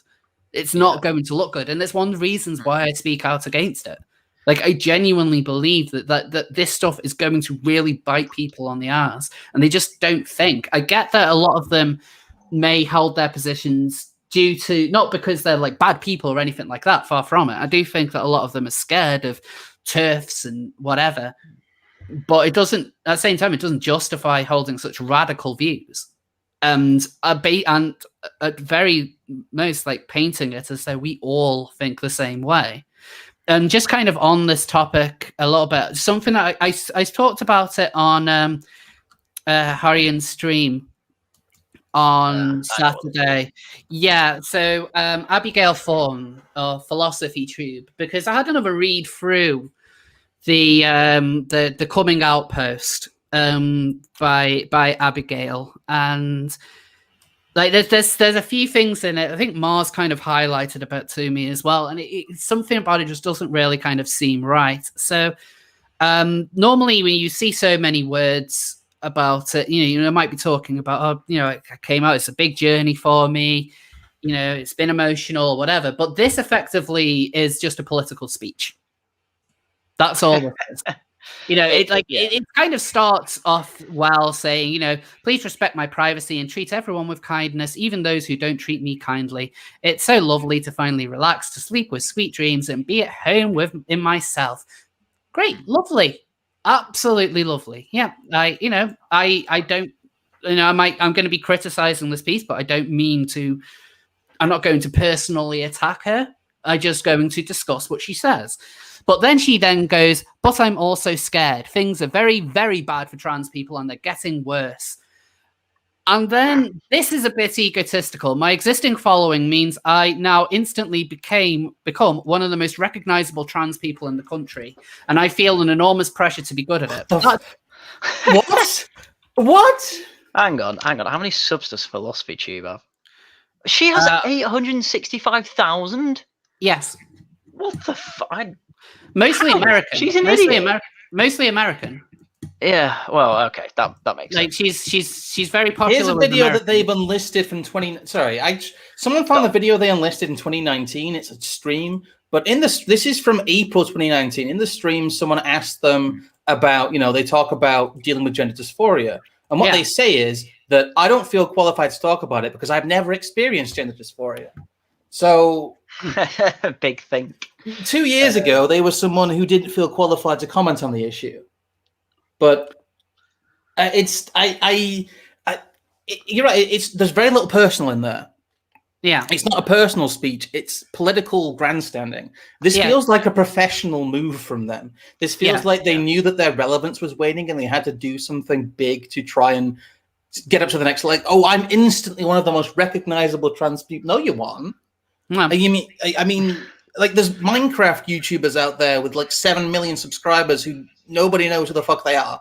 They aren't, you know, legitimately famous. This person isn't legitimately famous. This is internet fame. This is internet. This isn't even that. If you have under 1 million subscribers, you're still not particularly, you know, even with YouTube pushing, because YouTube pushes these people really hard. They do. They push all their content really hard. If you're not someone who's actively being targeted by the platform, like someone like a Sargon is, or a lot of the other people who really do punch above their weight, I think, in terms of relevance, because they are constantly being suppressed by the platforms. Yeah. If you're someone who's really in the clubhouse and you don't have 1 million subscribers, you aren't even internet famous. I barely knew who this person was before this. I think she had done she'd done an interview with Sargon a couple of years ago. Probably did anyway. But ultimately, I was aware of Philosophy Tube, but I hadn't really watched much of her stuff.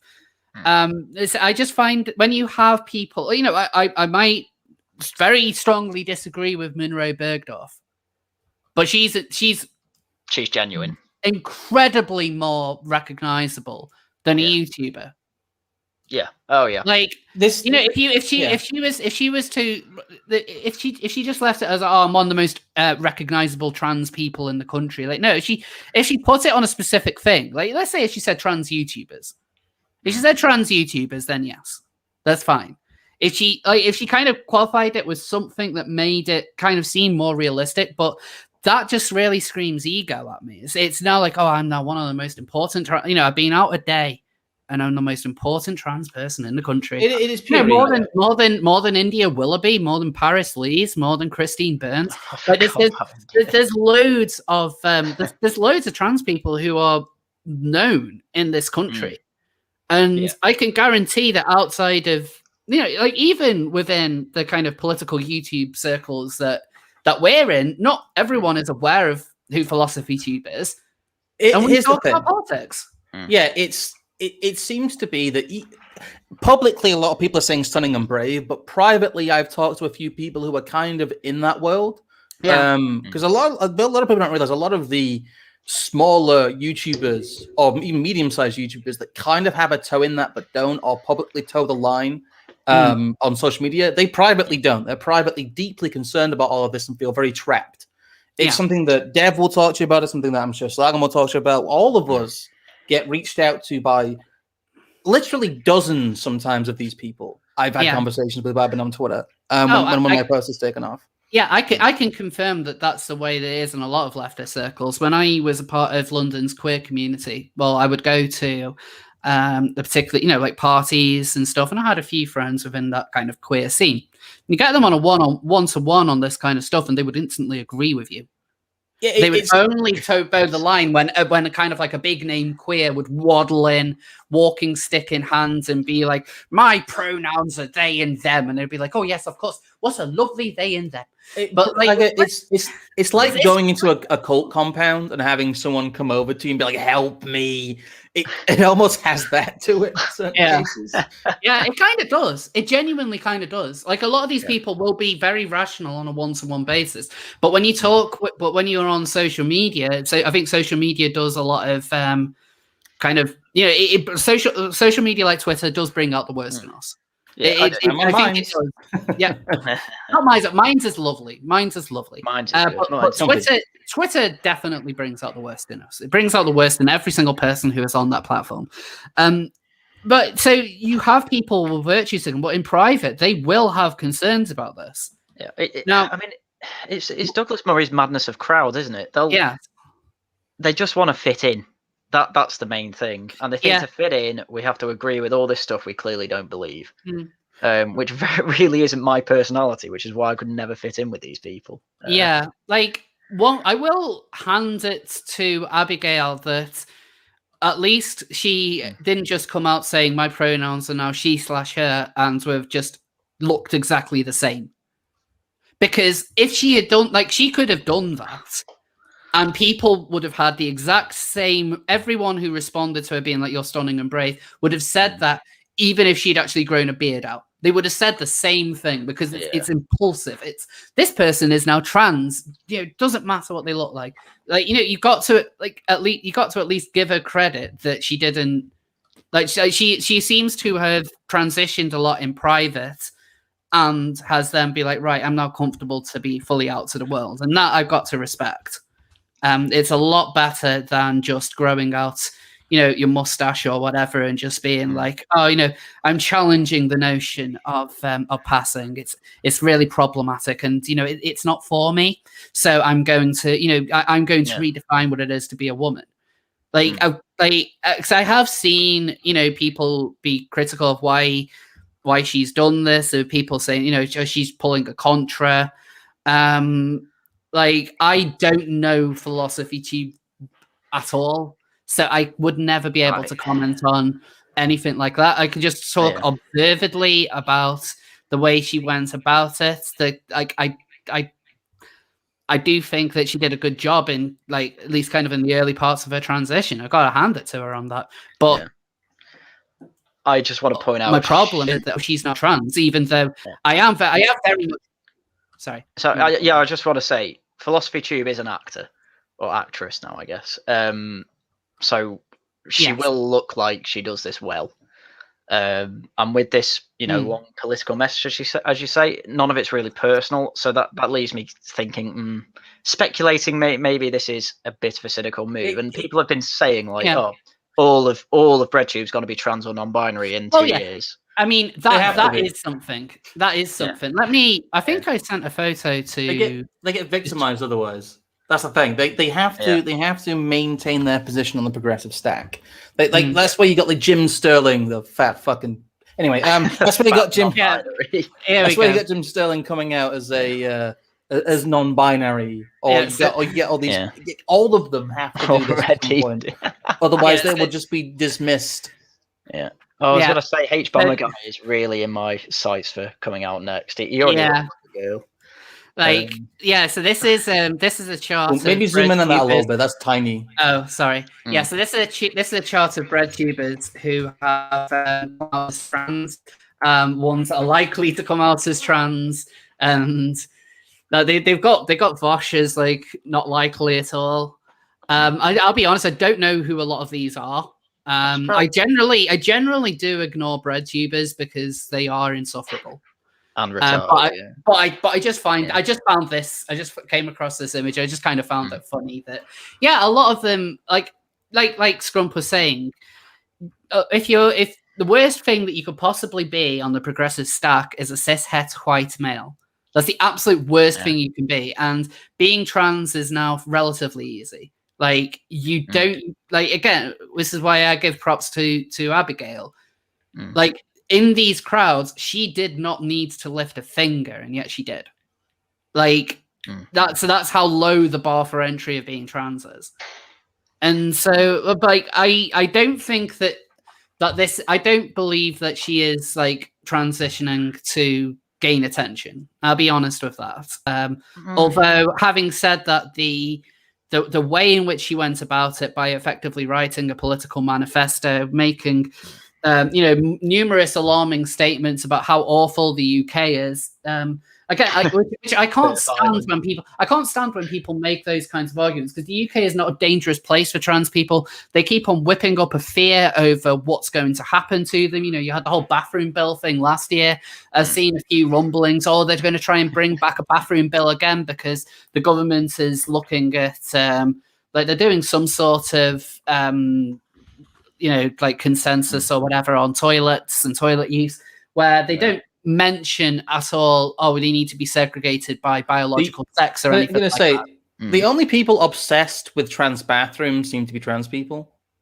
There was a lot of backlash on the kind of boomer right, the traditional Republican right in the US, but a lot of it was because a lot of lawmakers were trying to bring in like gender neutral bathroom laws. It's not an issue unless you make it an issue. And that's, I think that's most people's problem with trans activisms and like a lot of this activism in general, is that they are just creating problems. Nobody cares. That's it.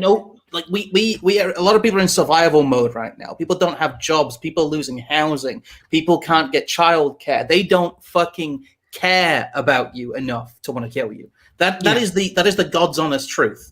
You don't register in their lives. You don't register on their radars. It is such a little of an issue to them. And I think it's narcissism. It's pure narcissism that they think that they occupy this much attention in people's minds. Yeah, then they don't. They really, really don't. Like, honestly, trans activism... Sorry.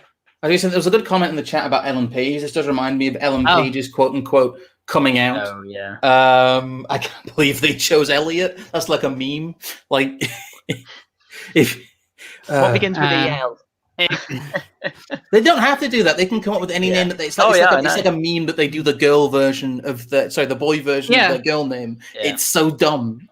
It just. Yeah. But yeah, it reminded me of that. It was a political statement from someone waning in relevance, and it did not come across as genuine. They didn't come out and talk about their struggle. They didn't come out and talk about how they felt this way for years. There was no hints in their past about it, apart from being a lesbian. Again, it's the same with this, and like I said, the statements. I think this is a pure career move. I think this is an attention move. I don't think they're genuinely trans at all. I think they've made statements to the contrary in the past, and to say it's just the way that they say that. Oh, you can snap your fingers and decide. Oh, I'm trans now. We are so far down the bullshit rabbit hole of trans activism that I think we forget fundamentals. Like, if you haven't shown signs of this in the past, and you overnight come to a revelation, quote unquote, that you are suddenly trans, that is I don't care what side of the political spectrum you are. I don't care who you are. That is an alarm bell, because that's a sign you've either had another mental issue you're trying to compensate for, or you've been groomed by somebody, which is surprisingly common on the left, it seems. And it's a faux pas to talk about this, like, at all. You can't even mention the fact that maybe that's not such a good idea to have a road to Damascus conversion of, sweet Lord, I'm trans now. Like, the heavens have opened, a light has shone down, and suddenly I'm a girl. It's just that's not how it works. No, I do want to say if you want to see how you should transition on YouTube or as a YouTuber. There's a channel called JXE, and they were, they didn't know they were trans like 2 years ago, but about 2 years ago they said, oh, I might be trans, and then changed one of their avatars to them as a girl, just a cartoon. And they've been slowly buying more and more girls' dresses, things like that. They're clearly, they seem to have gender dysphoria, and they are trying to work out kind of how they fit. Yeah. So that's JXE for those. Yes, I'm aware of her. Like, that's really good. I don't mind that at all. Yeah, the thing is, I do kind of agree with Scrump. Like, what's difficult for me though is, like, I can understand that. So this is kind of like a two sides of a coin. On the one hand, I can understand why someone might say, "Oh, I don't know what gender dysphoria is," if they are trying to hide it, because they're still trying to deal with it. I can get that. I can get people trying to be as masculine as they possibly can before eventually coming out, because that is something which happens with trans women. But on the other hand, there is a clear advantage to actually coming out as being trans in a kind of field where it clearly gives you a bit of an advantage when you're surrounding yourself with people who just so happen to think a certain way. It's like, oh, guess what? I might be that way as well. Like, it would regularly come in the queer community. NB would spread like a virus. People would, you might have like 1 or 2 NB people, and the next time you go to the party, they are now a they. And it's like, oh wow, look at that. I remember being on a like on the tube once with a friend who had pink hair for a guy, and like I'd known him for a while, and like when I first met him, he was kind of like he's kind of very much like Will from The Inbetweeners. But eventually, I just remember being on the underground with him, and like I think he basically it was me, him, and there was another woman with us, and he just randomly goes, "Guys, I think I'm questioning my gender. I don't think I'm a man." And I was just like, "Shut up." That's just what I said to him. It's just like, no. If you're sitting there thinking, "Oh, I don't really want to be a man anymore," then no, you're not. And that seemed to snap him out of it. So I kind of caught like the early stages of the NB kind of seeping into his head. Like it's like, oh, maybe if someone has to talk you into the idea, that ain't it. Odds are you're not. Yeah, but that's we're getting a little bit of echo again. Sorry, that'll be me. But yeah, that just seems to be a very common thing. And it is very noticeable when I've seen this happen in real life, and then you see this happening online as well. Like, the thing is, I can sympathize with Abigail, and that you might want to hide all these things, but I'm not discounting anything that you're saying, Scrump. And so they're not in a resistive environment. They're around people who would be ultra supportive of it, if not like outright think it's superior. It's not the kind of thing that they would have any reason to hide. Exactly. That idea, that the fact that they would say in 2019 that they have no idea, they don't feel qualified, they don't know, how to talk to someone about the issue, then to go, oh, by the way, I'm a woman now. Fine if they had come out and they had made a statement that didn't come across as a political manifesto.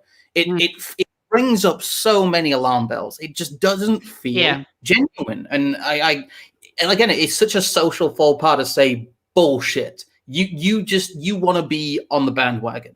You want to be one of the cool kids. You want some further oppression points.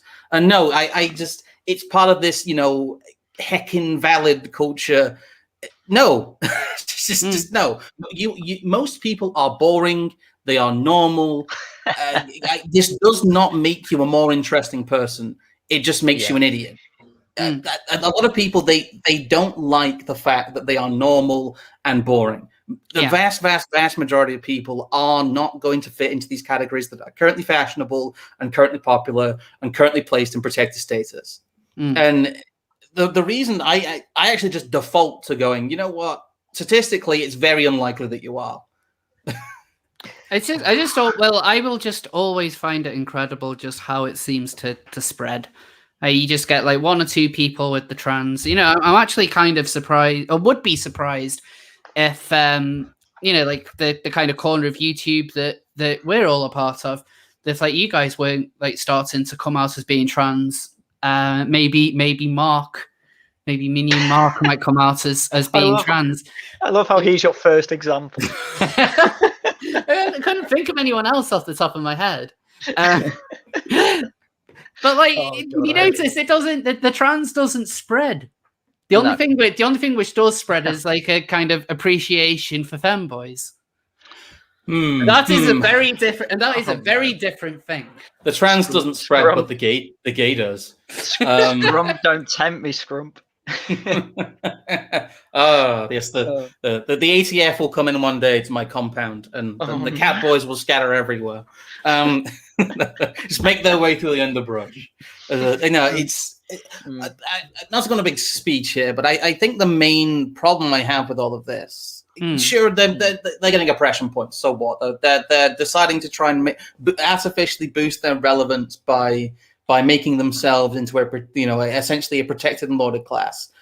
How does that negatively affect things? Well, it's part of the pipeline of trans regret, I think. And a lot of that has been so suppressed on YouTube and so suppressed in social media. And a lot of the people who come out and talk about it are so vilified, because anyone who says I made a mistake is instantly labeled a traitor. A lot of these people have their lives ruined for simply saying, look, I was talking to something I wasn't ready for. And it really just adds credence to that. It adds credence to the fact that you can snap your fingers and be trans now. And we're going to get 4 years, 5 years down the line. And these people may be such narcissists that they can just turn it on and off and it doesn't affect them. But they're going to bring a lot of people with them. Yes. And then this is going to ruin a lot of people's lives who get swept up in who essentially get groomed online to being a fucking trans communist. And they come out 5 years later and they go, oh shit, that isn't actually me. I've matured as a person. I know who I am now. Well, guess I'm never having kids. My life's over. And it's... I don't want to be left 41% mean, because that number is such bullshit by the admission of the people who made the studies. But we're going to have a problem in like Sweden's already having a problem, because I mentioned them quite a lot, because they went very, very hard into trans activism stuff very early. They did it a couple of years ago. They're a little bit ahead of us. And we're going to end up in that situation where we're having to pump the brakes and say, holy shit, we've ruined a lot of people's lives. Yeah. And I frankly think this culture of heck invalid is killing people. You are not. Yep. Like I said, you are most likely a normal, boring person like the rest of us. Just be happy with that, and don't listen to some fucking communist on YouTube who's telling you that you need to have a special identity. You don't.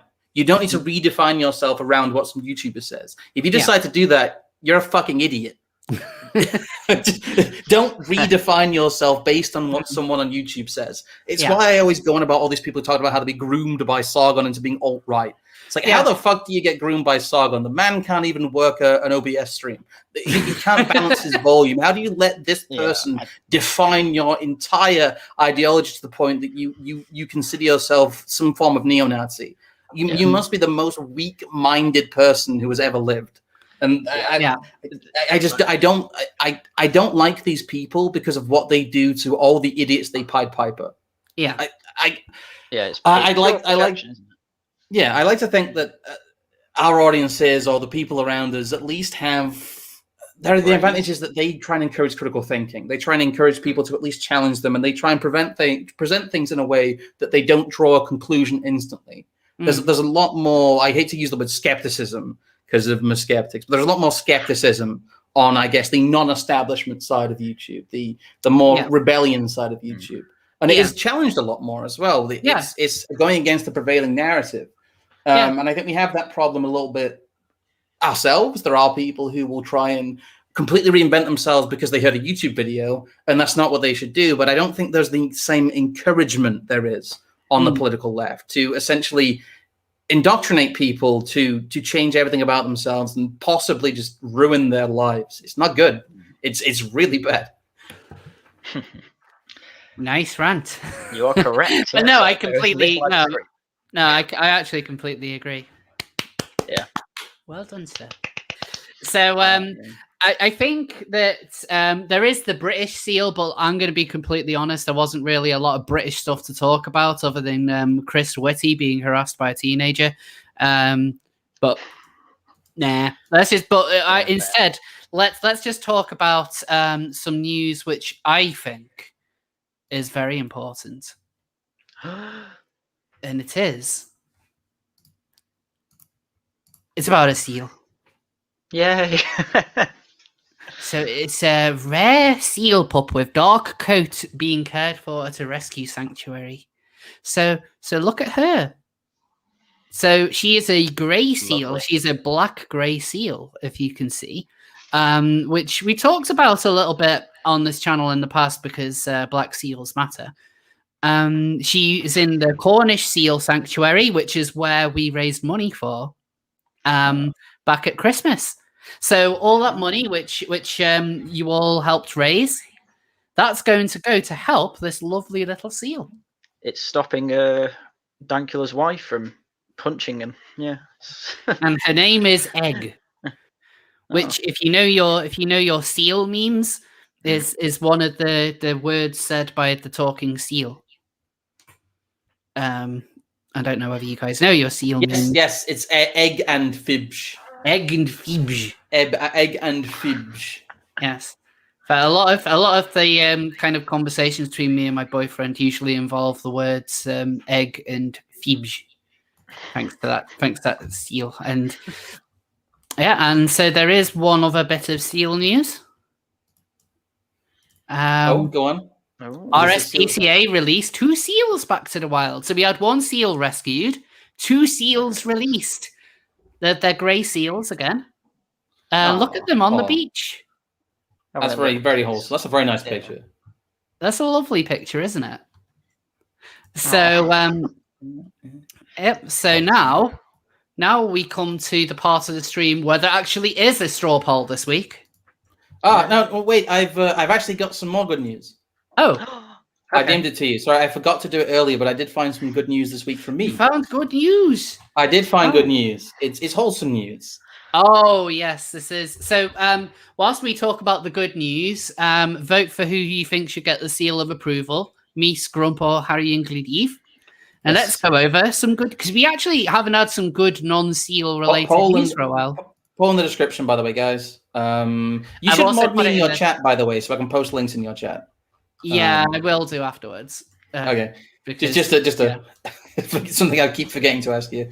But yeah, there's a nice, wholesome family trip out. Led to a 4-year-old girl discovering one of the best examples, actually, of a dinosaur footprint from 215 million years ago. And it really is a really good example. It almost looks fake. It's so good. But yeah, that's an impression, now that's kept in rock from 250 million years ago. And that's kind of amazing. But I like the wholesome story of a nice family going out for a walk and discovering an amazing dinosaur footprint. It's really kind of awesome. And that is amazing. The little girl's very cute. It's a very cute family. She's the mom's got a baby on the back and one in like a little toque. It's so this can still happen, guys. Go out for walks. Go be with family. Look, she's really got into dinosaurs. They bought her some dinosaur toys, so she's been playing obsessively with dinosaurs all week.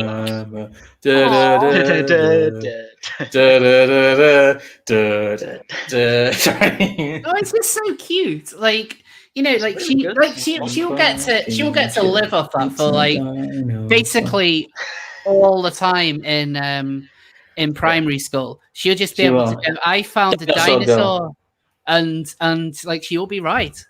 Well, she wouldn't have found a dinosaur, but she would have found a dinosaur footprint.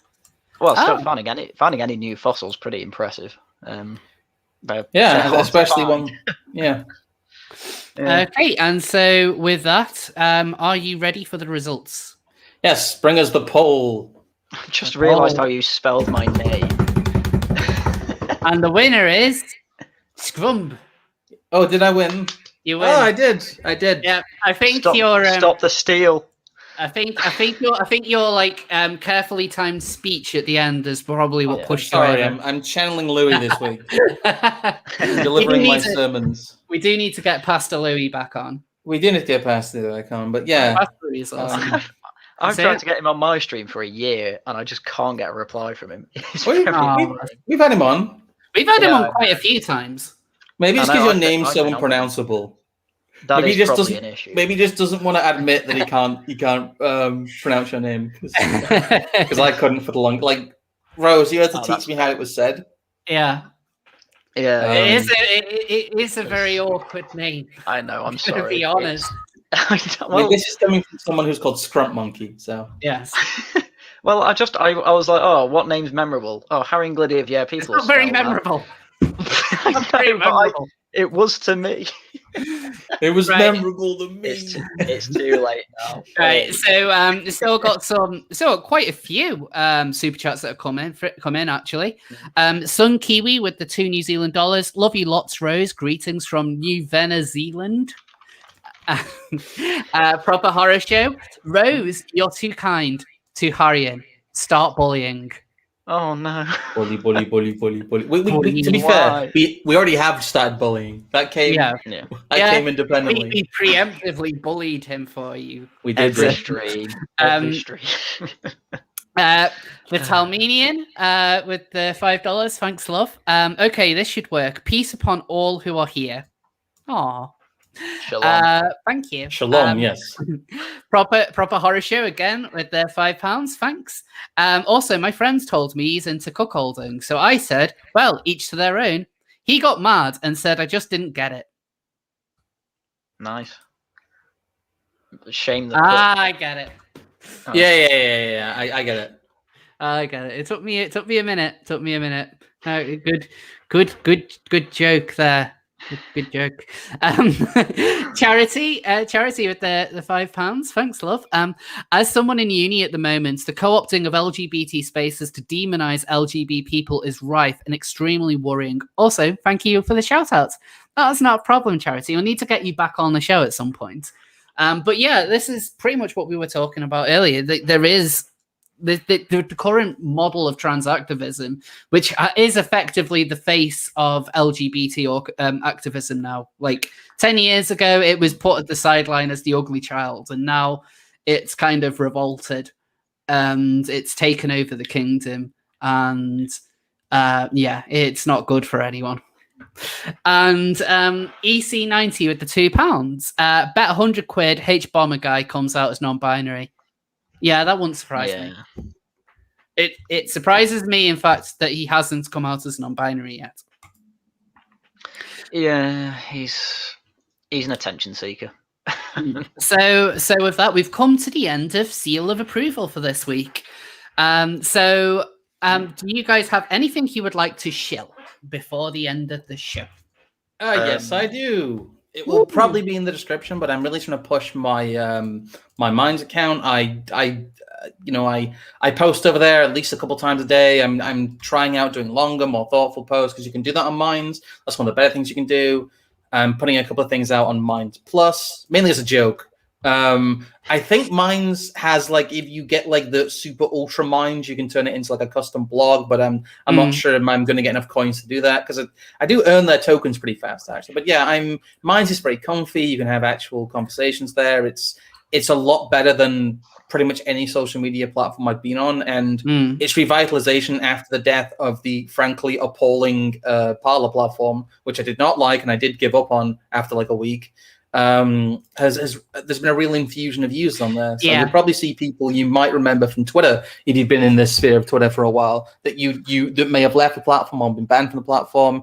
It's like coming home. It's like Twitter was in 2015. It is really nice. I genuinely do prefer it to Twitter. It's a lot less toxic. I try and split my time between Twitter and Minds. I would say I do more browsing on Minds than I do on Twitter. Yeah, just because it's more pleasant. I'll go on Twitter quickly for a minute, but if I go on Minds, I'll spend a few minutes scrolling through. There's a lot of interesting discoverability on there. There's people who just post cooking. There's people who post homemade clothing. There's people who just post nature pictures. There's a lot of photography on Minds. Minds is actually quite independent artist focused in many ways, and because it's not this great big aggregator of sponsored content like Twitter is, because a lot of it is more natural in the way that the site structures itself. I like its incentive structure. I like its boosting structure because it really gives most people access to the ability to boost posts. So it's less sponsored content and more content people may actually care about you seeing. There is a difference there. It's not people putting money down. It's people essentially investing time and getting boosted back. I like the way they've done it. And I like the way that they've not been cringe about it like Gab ended up being. Yeah. I would go so far as to say Ryan's at the moment really is my favorite social media platform. And honestly, I would love it if more and more people came over there. The engagement on it is pretty good. At the moment, I have over 2,000 followers. Posts are getting certainly posts are getting a lot more engagement than they did on Parler. And I have less followers on Minds than I did on Parler. Parler, I got a ridiculous amount of followers in the first couple of days, but then the discoverability on it, I think, was kind of shit. Whereas on Minds, people do seem to be sticking around a lot more, and it is a nice platform. And I really encourage everyone to go over there, join it, download the app from their website, not from the Google Play Store, because it's stuff. But yeah, it's a great website. Oh, I've got a little image here that's the best way to sum up Twitter versus Minds. This is perfect. It's literally just this. That's all I'll say. That is the difference. That and the inexplicable period of magic beans memes we had. Oh God, yeah, the magic beans. That was my friend Bubba's fault, actually. Maya's Twitter briefly took over Minds.com with a random inside joke about magic beans. Actually, you know what? For the first time ever, for those of you who've been on Minds and have been wondering about what the magic bean meme was, I will actually very briefly explain it. So I have a friend of mine called Bubba who's a typical... He's not really a Southern gentleman. He's from Ohio, but he sounds like a typical Southern gentleman. He's got a bit of a redneck voice. And he got a bit drunk one day, and he doesn't like his neighbor. So he was talking about, like, his neighbor's a bean farmer, and he kept saying that he knew exactly how dry his beans were. And we found that really funny. So we just kept posting the magic beans from Zelda at him, and it escalated from there into being one of the top trending topics on Minds because we memed it so hard. That's Minds is like that though. It has fun little weird non-political memes like that. Like people were really confused about it, and I was like, nope, it's just a surreal meme that's taken on a life of its own. I would honestly say that the memes, Minds is a more wholesome place. It is a hell of a lot more wholesome than Twitter. Yes, it is. It's also got a lot more apolitical content on it than you would think. It's not somewhere like Gab, which was all salty, edgy people who were posting about how they didn't want anime on their Christian hashtags, which is quite literally what I got at one point. It's like a joke, but someone was talking about me posting anime degeneracy on their serious hashtag, and that's when I decided, even before all the war on porn stuff, that Gab wasn't for me because it's kind of a joke. Yeah. So Horian, do you have anything to share?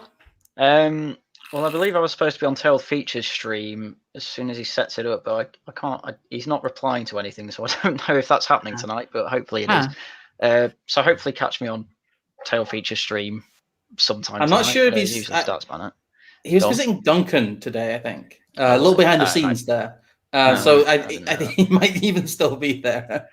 Well, then that's entirely possible. He's not the greatest communicator in the world. But apart from that, what else have I got? I made a video about Jordan Peterson being another hatchet job on him from the Times or two. So I did that today. I tend to make videos on whatever annoys me on a particular day, and I might do a stream tomorrow because it's my birthday. But I've not decided yet. That'll be very impromptu. That's not a promise. That's a maybe. But apart from that, no other shilling. But here is the birthday seal to wish you a happy birthday once more. 2 more hours till my brain officially stops developing. Yeah, be fun. Thank you for the seal. It's very wholesome. Oh, sorry. The tailman in the chat, Strumplant. Do you mean the my Discord server or my Minds? Because I can maybe just put both in the description. Yeah, both of those will be in the description after the video. I was in a bit of a rush setting up, so I didn't put all the proper stuff in the thingy. But it will all be in there. Give it a couple of minutes after the stream, and all the links will be in there. So there'll be a link to Harian's YouTube. There'll be a link to Scrub's Minds, my Minds as well. So just going to kind of promote more Minds stuff. I'm going to be more active on Minds. So everyone come and join Minds and follow me and Scrump. Come and join Minds. Are you on Minds yet? Yeah, I've been on Minds for years. I just barely use it. But I will go through it now. I didn't realize how good it was. So I'll probably browse it more regularly now. Yeah. Maybe even post on it. Good. Good. I mean, I don't have that many followers, but sorry, just to put in, I have a post I put up 4 hours ago, which is a long form post. It's a bit of more challenging content. It's got 66 likes, 19 reposts, and 8 replies. And it's not a dead platform. Yeah. It's good engagement. It's really good engagement. So yeah, come follow us, come join us all on Minds, guys. So seal of approval will be back next Tuesday. Again, I know I keep on apologizing for the lack of normal videos. I will be trying to get something out as soon as I can, but I'm still dealing with burnout and other things. One of the reasons why I'm doing seal of approval is just because I want to make, I'm not dead. I'm not walking away from the channel. I'm not going anywhere. I just need a general break from doing the weekly videos because I do have a lot going on at the moment, and doing something like seal of approval is quite simple. Oh shit! Sorry, as always. Sorry, I'll be streaming tomorrow as well myself. I keep forgetting. I'll be doing Stand Humor with Trig tomorrow. I completely forgot to show that. He'll be annoyed. So anyway, yeah. Look, Teabag is. Of course he is. Of course he is. Anyway, thank you all for tuning in, and we'll see you all next week. Bye. #RockGuy.